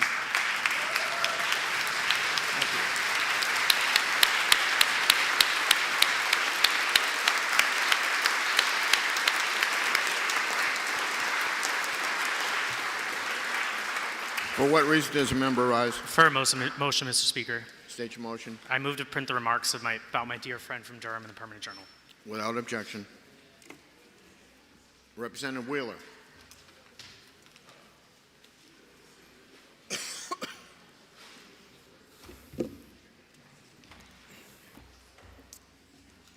Before I begin the brief remarks that I have to say on this, our last day of the 169th General Court of our state of New Hampshire, allow me to interject an acknowledgement of those whose love and support has allowed me to be here in this building. Beginning, of course, naturally with the woman who gave me life, my mother, Rebecca Ann Wheeler, whose example I walk in every day, my father, Ibrahim Maman, whose wisdom I live with every day, my grandmother, Nicole Mishral, who is always with me no matter how far she may be, and the family and friends who, when you have a hard day here, you come home, you think to yourself, nobody is going to ever understand this. The smile on the face of a baby cousin named Hilda, or the energy of a friend singing music with you, that every single one of us here comes here with the love and support of hundreds who have allowed us to live our life in the way that has brought us here to this building. Every single one of us here comes with the weight of thousands who elected us as their legislator to represent them up here in this, the austere building of this state. And austere it is. The other day I was walking through and there was the group of kids from Claremont, and they were here visiting the State House for the first time in 4th grade. And as some of us from Claremont know, they weren't exactly going to be able to make that tour. Some craziness in their school district left them without the resources to be able to bring their 4th grade kids here to the State House. But in a bipartisan way, the members of the Claremont delegation came together to make sure that those kids could come, because everybody visiting their State House is an incredibly important part to how they connect to this building. And one of those kids, he went, Representative Wheeler, is this a church? And it made me laugh. I said, no, this isn't a church, my friend, but I understand the place where that question comes from. It is a sacred building. And anybody who walks into this building who feels the weight on your shoulders from those hundreds of people who gave you love and support to allow you to live your life to get to this place, the thousands who elected you to serve here, knows this is a sacred building. And the weight on those shoulders is felt by even a 4th grader who for the first time is walking into this 207-year-old chamber and feeling that weight on their soul. Yes, my friend, this is a sacred building.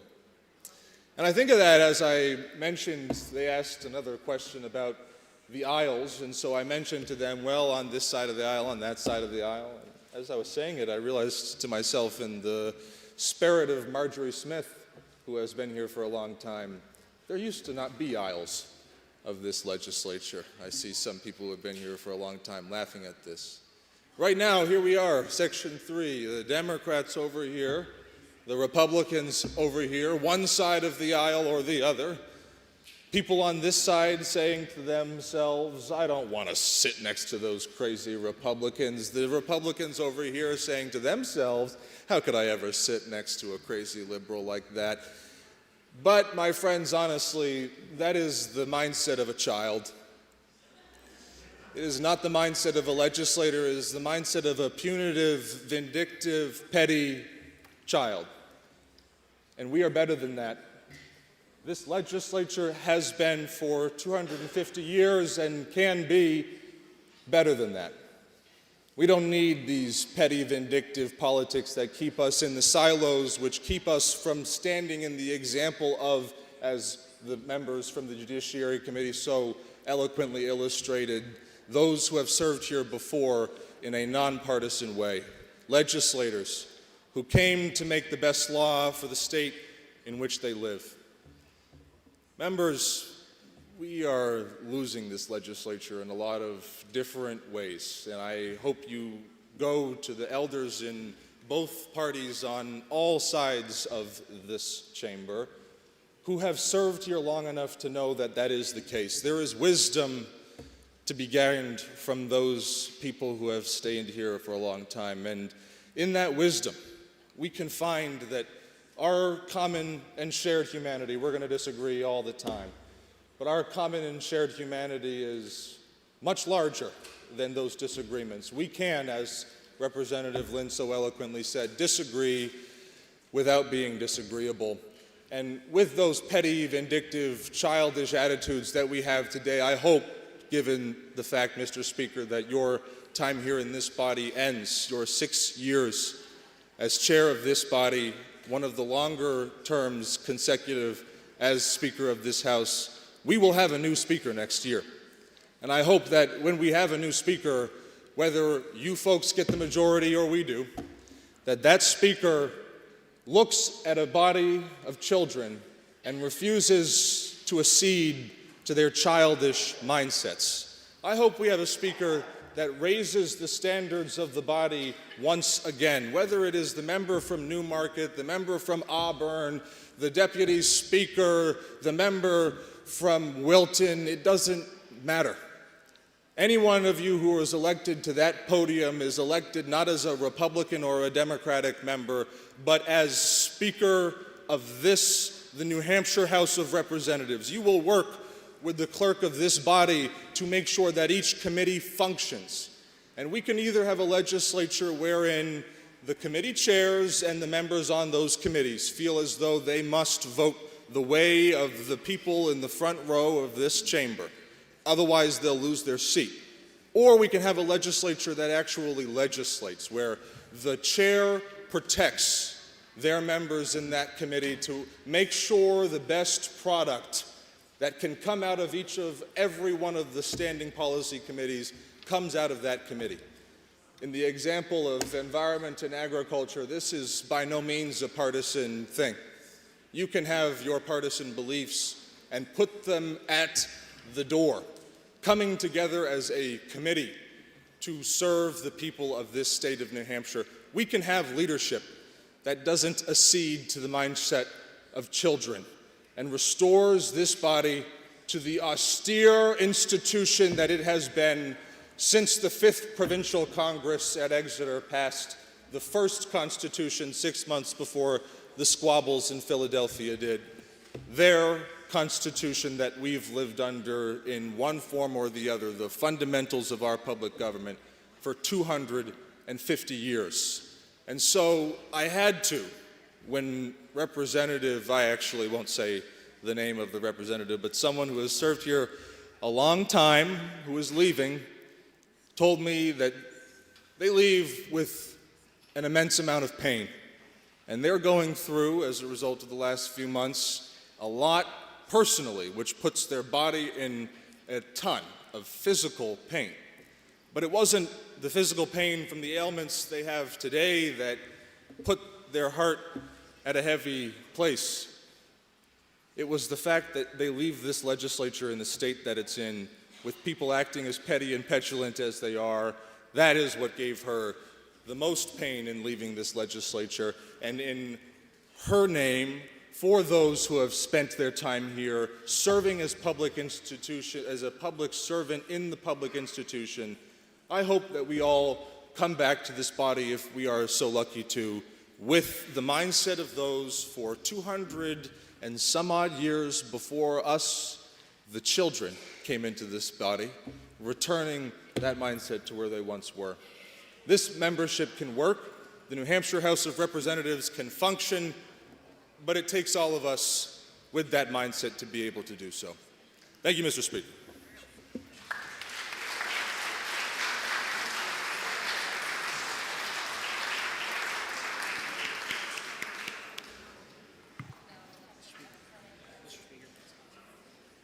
For what reason does the member rise? Thank you, Mr. Speaker. I rise to make a motion. State your motion. State your motion. I move that the eloquent words of the handsome gentleman with the great hair be printed in the permanent journal. Without objection. Representative Ammon. Thank you, Mr. Speaker.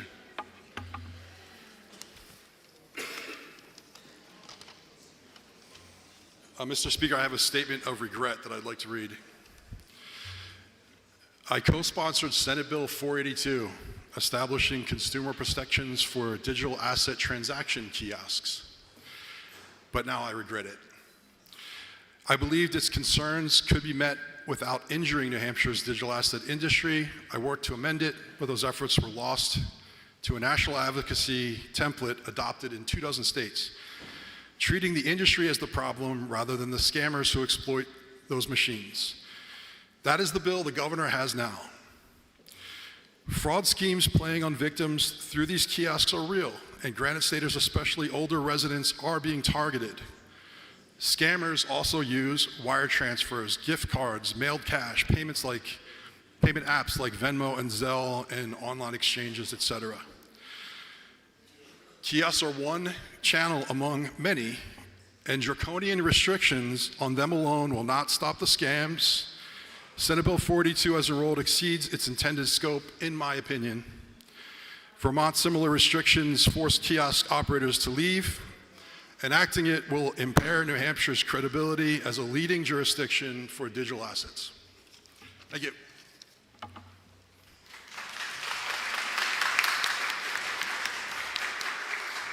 For what reason does the member rise? For a motion, Mr. Speaker. State the motion. I move to print the remarks of the member from New Boston in the Permanent Journal. Without objection. Representative Nagel.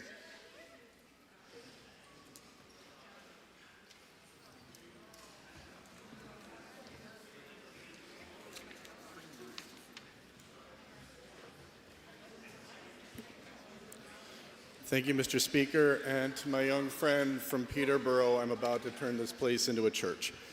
The title of my talk is called Pentecost and Politics. About a year ago, I stood in that place there, and I gave unanimous consent. And one of my very good friends here reached out to me, and he said he was extremely angry that I was not angry. And I said to him, anger is not a really good emotion for me, and I've really had a wonderful year this year, so I really didn't have a lot to be angry about. And I think I learned that from my mom, who I've talked to you about before. My mom, I never saw her angry once, but I did see her get disappointed. And you could rate her disappointment by how many titles she gave you. Mr. David James Nagel, I am disappointed in you.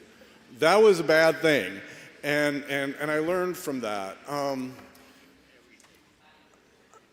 So I'm disappointed, I think, is a better term than angry. And after our last House session, to be honest, I left here quite disappointed. And the nice thing about disappointment is that despair breeds hope. And what I'd like to talk a little bit about is how I came to some source of hope. For those of us here that are Christians and those of us who are the Jewish faith, we left here to prepare for the Feast of Pentecost. Pentecost is a very interesting celebration. There's no round guy with a big belly. There's no bunny. There's no basket. There's no handed presents, but there's a much greater gift. In the Jewish faith, they celebrate not just the harvest, but also the gift of the Torah. In the Christian faith, we celebrate the Spirit that's given us to take that message to the ends of the earth. And it's a really wonderful gift. It really is. And the question then becomes, what exactly is the message? And for those of you familiar with the story of the Good Samaritan, a gentleman asks, a scholar of the law asks this hick from Galilee, Jesus, he goes, "What must I do to get eternal life?" And Jesus just takes a look at him and he says, "What does the book say?"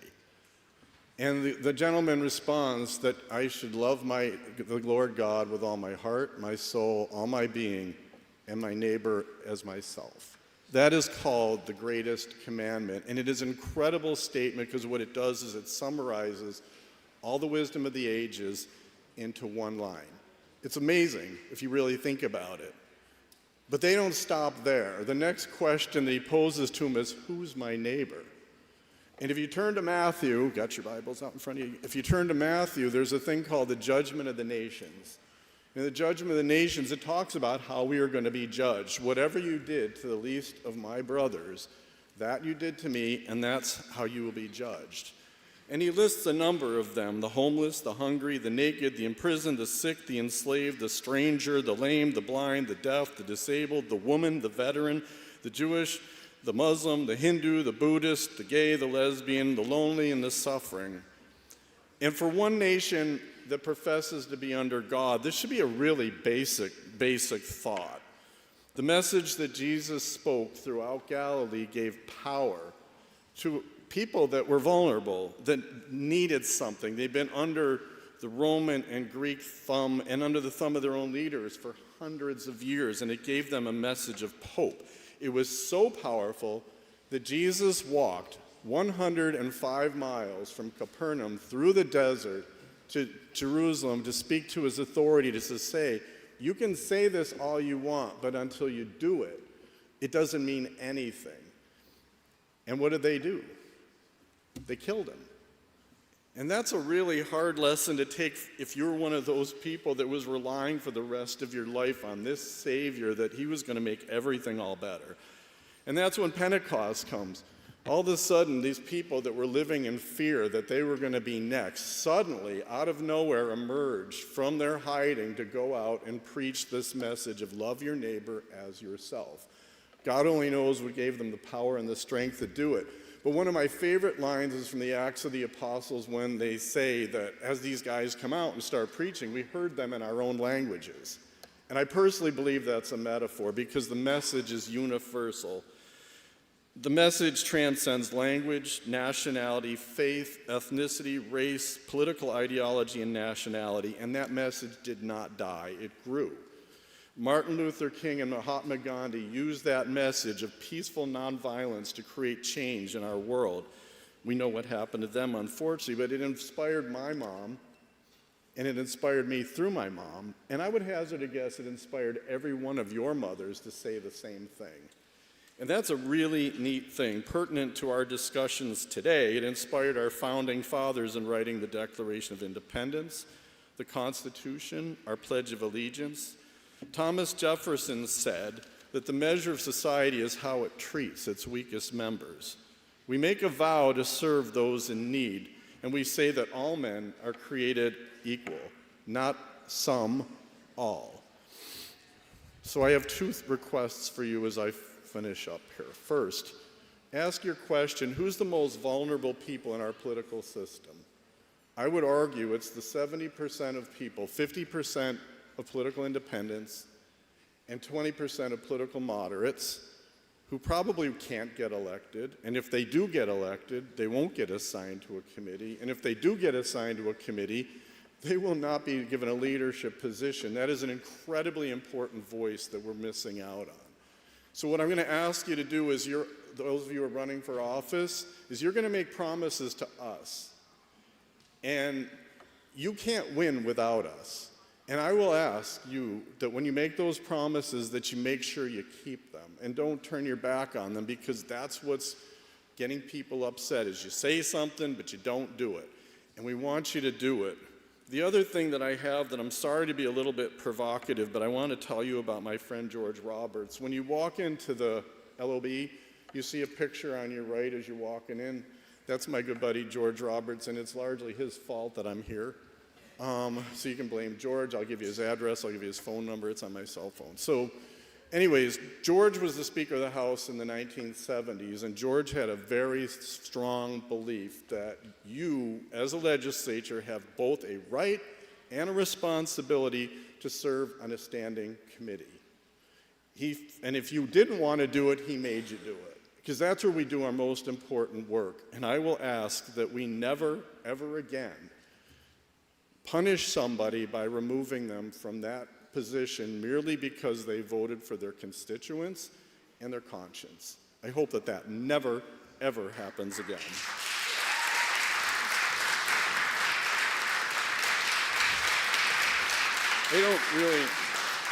I really appreciate that. I appreciate it. I just don't, I don't know. And I want to close with one thought to leave you with as you go off into the world for the rest of the summer. But I met somebody last week that I really never knew much about. Her name's Eleanor Roosevelt. I'm sure most of you have heard of her somewhere. I never realized what an amazing lady this was. But she made a statement that goes like this. She said, "We are a nation of nations, and therein lies our greatest strength." And I think that's really important, and it's really true. And I would like to just say, in the words of Tiny Tim, oh God, I should know the words of Tiny Tim, may God bless us, everyone. Thank you.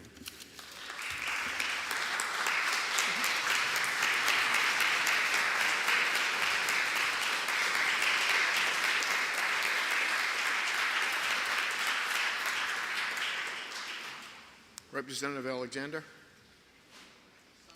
For what reason does a member rise? I move the printing of the previous remarks in the Permanent Journal. Without objection.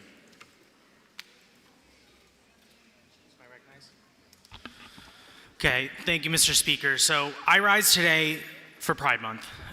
This is my 8th year in this esteemed body, and every year I respectfully sit through members of the other party to discuss what Pride means to them, and for me personally, it's always missed the mark. So if the body will indulge me, I'd love to at least talk about my view of this month. Pride Month should be a celebration of people who fought for something fundamental, the right to live authentically without government interference.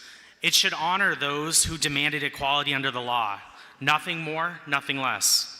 20 years ago, that's what the gay rights movement was about. We fought for hospital visitation rights. We fought for marriage. We fought to work without the fear of being fired. These were fights for parity. We won because we convinced Americans that equal treatment was the moral imperative. That movement had legitimacy. It had clarity. It had the moral high ground. Pride Month should celebrate that victory and the freedom that we clawed for. Now, here's why I'm a Republican. I believe being gay is part of who I am, but not all of who I am. I'm a capitalist. I believe in limited government, individual liberty, and personal responsibility. I believe families, not bureaucracies, should make decisions about their own lives. These values matter to me as much as my sexuality, and I refuse to be boxed in by the narrow-minded idea that I can be boiled down to a single demographic or political party. But the modern gay movement has decided that's not allowed. They've decided that if you're gay, everything must flow from that single fact. Your politics, your values, your identity, any deviation from that pathway is treated as traitorous. This is tribal thinking dressed up as liberation, and it's poisoned Pride Month from the inside. So I can't celebrate Pride Month the way it's being presented to us now, because the movement has been hijacked, completely inverted. The language has shifted. Activists no longer talk about equality, they talk about equity, which means distributing outcomes based on group identity. They no longer demand the same rights, they demand different rights, special carve-outs, preferred treatment in hiring, admissions, and government contracting. This is the opposite of what we fought for. We fought to be treated the same, and now we're being told same treatment is insufficient, that we deserve more. Today I stand to say this new ideology is wrong and contrary to everything Pride should stand for. But that doesn't end there. The movement has been taken over by an ideology that has nothing to do with gay rights. It's about pushing an agenda onto children. It's about forcibly injecting this into kindergarten classrooms. It's about telling 5-year-olds about gender identity and sexual orientation before they can even read. The original Pride was a rebellion about being told what to do by authorities that didn't understand us. It was about freedom from government intrusion and coerced expectation that we blindly conform to groupthink. Some of us have spoken up. We've been labeled as bigots and transphobes by people who claim to represent us, by people who claim to speak for Pride. I believe in Pride. I believe in celebrating who we are. I believe in honoring those who fought for our rights. The original gay rights movement was about freedom, real freedom, the freedom to live authentically, the freedom to make our own choices, the freedom to build our own lives without government interference. This is what Pride is supposed to mean, and it's the very quintessence of live free or die. We won that fight, and that's worth celebrating. But we can't celebrate it while the movement continued down the path of ideological capture and censorship. I'm a gay American and I'm proud of that.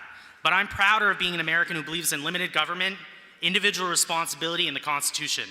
And I'm not going to apologize for insisting those values are compatible. So this Pride Month, I'm celebrating the real gay rights movement, the one that fought for freedom, the one that won, and the one that still matters. Thank you, Mr. Speaker.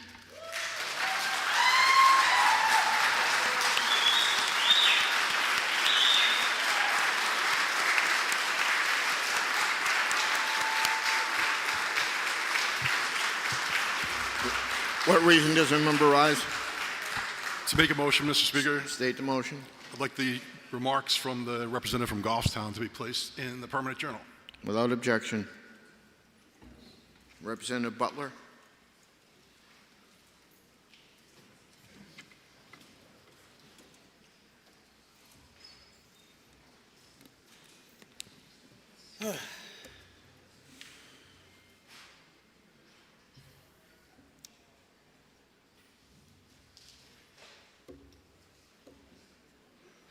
First of all, I'd like to invite all members of the LGBTQ+ community to join us here at the well for my remarks about pride.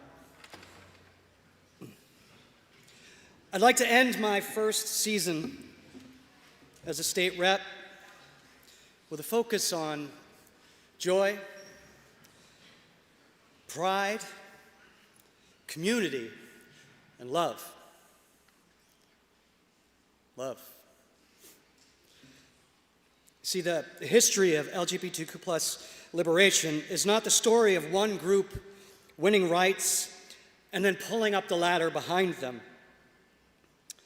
It is a story of people who were told they shouldn't exist, but they stood up anyway, coming together to demand dignity, safety, and freedom. And we are still standing for everyone. And we will always stand for anyone who needs us. We got you, and we'll hold the line. From the earliest organizing efforts to the resistance that sparked the modern movement, transgender people, gender non-conforming people, lesbians, gay men, bisexual people, and queer people of all backgrounds stood side by side. Our movement has always been at its strongest when we understood a simple truth. None of us are free until all of us are free. Pride isn't just a celebration. It is a practice of resistance and survival.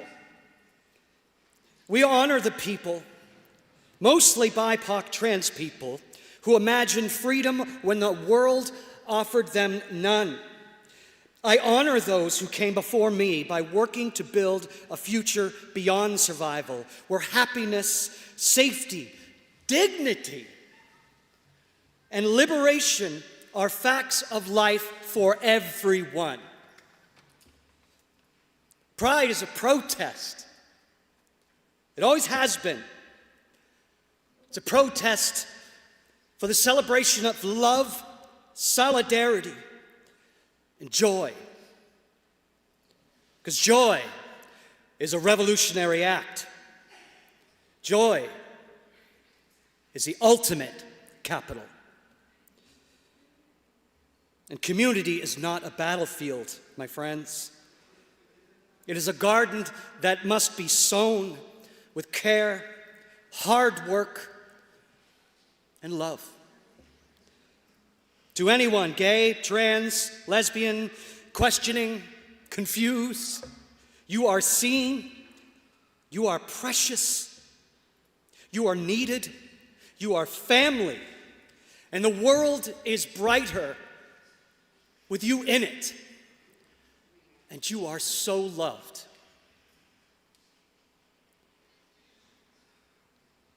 And if you feel like you're not included in this movement, let me be clear. Our fight is for the liberation of all. Y'all means y'all. If you feel isolated, you won't find solace with those who will throw you under the bus. Build community with those who seek to protect your rights to life, liberty, and the pursuit of happiness, and the pursuit of property. May your joy be full of rainbows, your mind be willing to change, and your hearts be open to love your neighbor as you love yourself. In the words of Marsha P. Johnson, a trans woman who was a progenitor for the Pride movement, no pride for some of us without liberation for all of us. Happy Pride.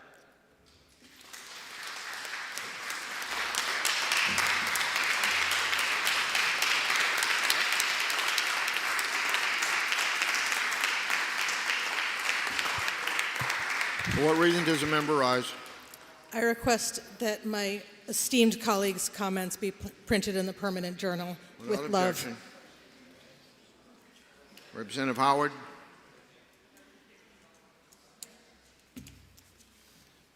Thank you, Mr. Speaker. It has been 6 months since Nikenli Tureen was killed by Manchester police, and his family is still asking for the release of the body camera footage. This is a family that has been grieving and asking for answers as to why their loved one is no longer with us.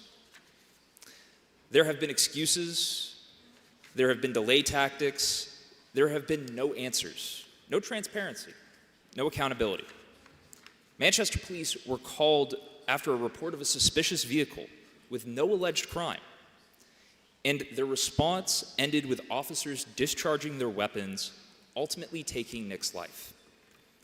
There needs to be a full investigation as to what happened, and the officers that were involved need to be placed back on desk duty until that investigation is concluded. Responding to any incident with deadly force or even discharging a firearm in the line of duty needs to result in a full review of the incident. That should be a bare minimum. The failure to provide basic transparency and accountability in cases like this are what erode public trust. Too often in this country, we are seeing aggressive policing tactics being used rather than proportional responses. We need to demand a shift to community policing with higher training standards. Policing is not about being judge, jury, and executioner, but acting as a public servant for the people. We need to go beyond law enforcement and engage with our communities on a human level. Nikenli deserves justice. His family deserves peace, and our communities deserve better. The public is watching, and justice needs to be heard. That's why I'm calling on Attorney General Formella to do the right thing and provide the body camera footage to Nikenli's family for the closure they deserve. And Mayor Rouet to have an investigation of the shooting, because these are not extreme asks. It's about doing the right thing and doing our due diligence while having due process. Thank you.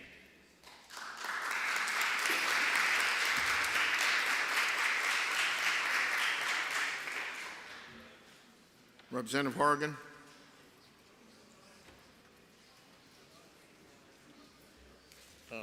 Thank you very much, Mr. Speaker. I promised my caucus leader I would stick to my prepared text, but I'll depart from a little bit because I want to thank you personally, Mr. Speaker, for your hard work heading this institution. A lot of institutions in our society are not functioning, but ours has been functioning, and I know that's large part due to your leadership. Those of you who haven't known us as long as I do, he may seem a little bit stern up there in the dais, but he's actually like a very kind and thoughtful person, and I know.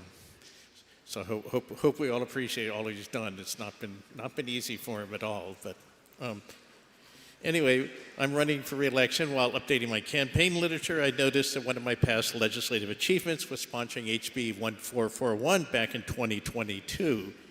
That bill's title was an act establishing a commission to organize the observance of the 250th anniversary of the Declaration of Independence.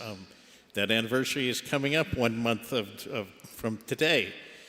And the observance of that anniversary, frankly, has turned out to be a bit of a disappointment. You know, like a lot of things these days, the commission met pretty regularly up to 2024 and did a lot of good work. And since 2025, not so much.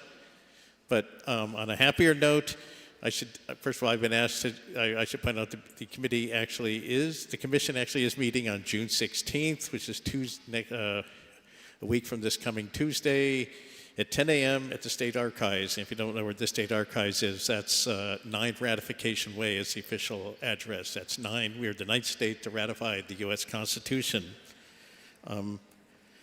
So anyway, America's 250th birthday, it's coming up exactly 1 month from today, and I know we Granite Staters will all be celebrating it. 2025, fair to say, was a terrible year. The first half of 2026 has not been much better, and actually, you know, the whole decade has been difficult, as I'm sure you know better than anyone else, Mr. Speaker. Things are not great right now. But let's remember what President Biden said.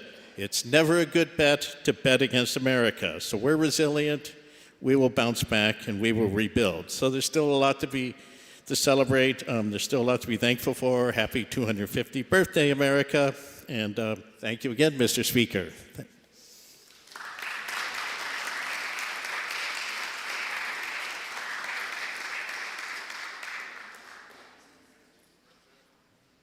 Representative Foss. Thank you, Mr. Speaker. I don't like lying to my parents. I think probably most of us don't.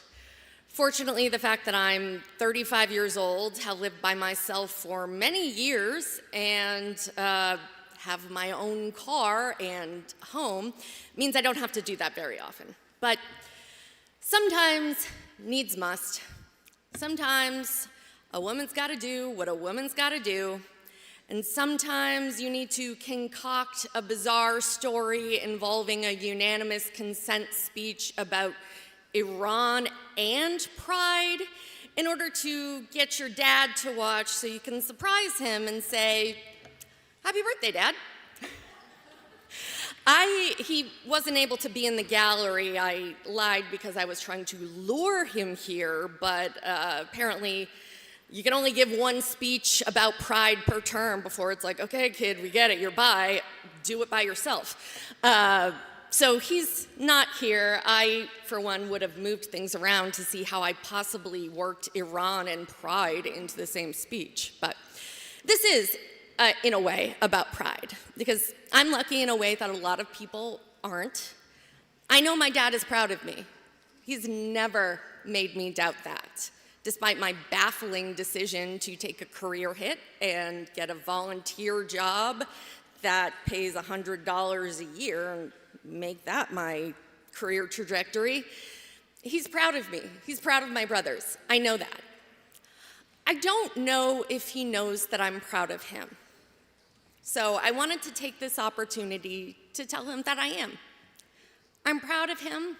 I'm proud of the marriage that he's built with my mom, and showing me the model for a relationship where they love each other and they respect each other, and they still disagree about things, but my mom's opinions on Taylor Swift are wrong. She's great, and my dad and I agree on that. No one's perfect. I'm proud of the way he's parented me and my brothers. I'm proud of the family he's built. I'm proud of the hard work that he's put in and continues to put in to provide for our family and to make the best possible life for us.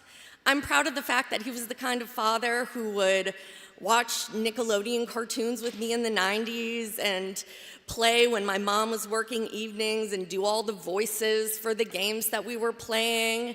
I'm proud that I can talk to him about pretty much everything. I know a lot of things for sure.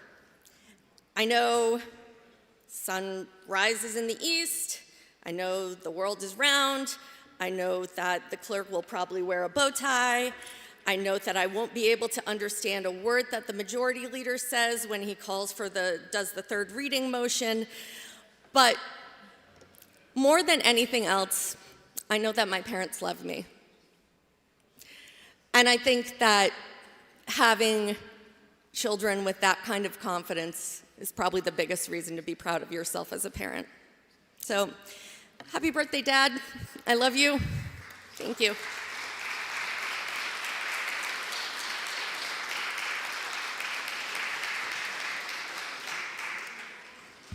Representative Osborne moves that the House stand in recess for the purpose of receiving messages and rolled bill amendments and rolled bill reports, the completion of which the House will stand adjourned to the call of the chair. Are you ready for the question? All those in favor say aye. Those opposed, nay. The ayes have it. The House is in recess to the call of the chair.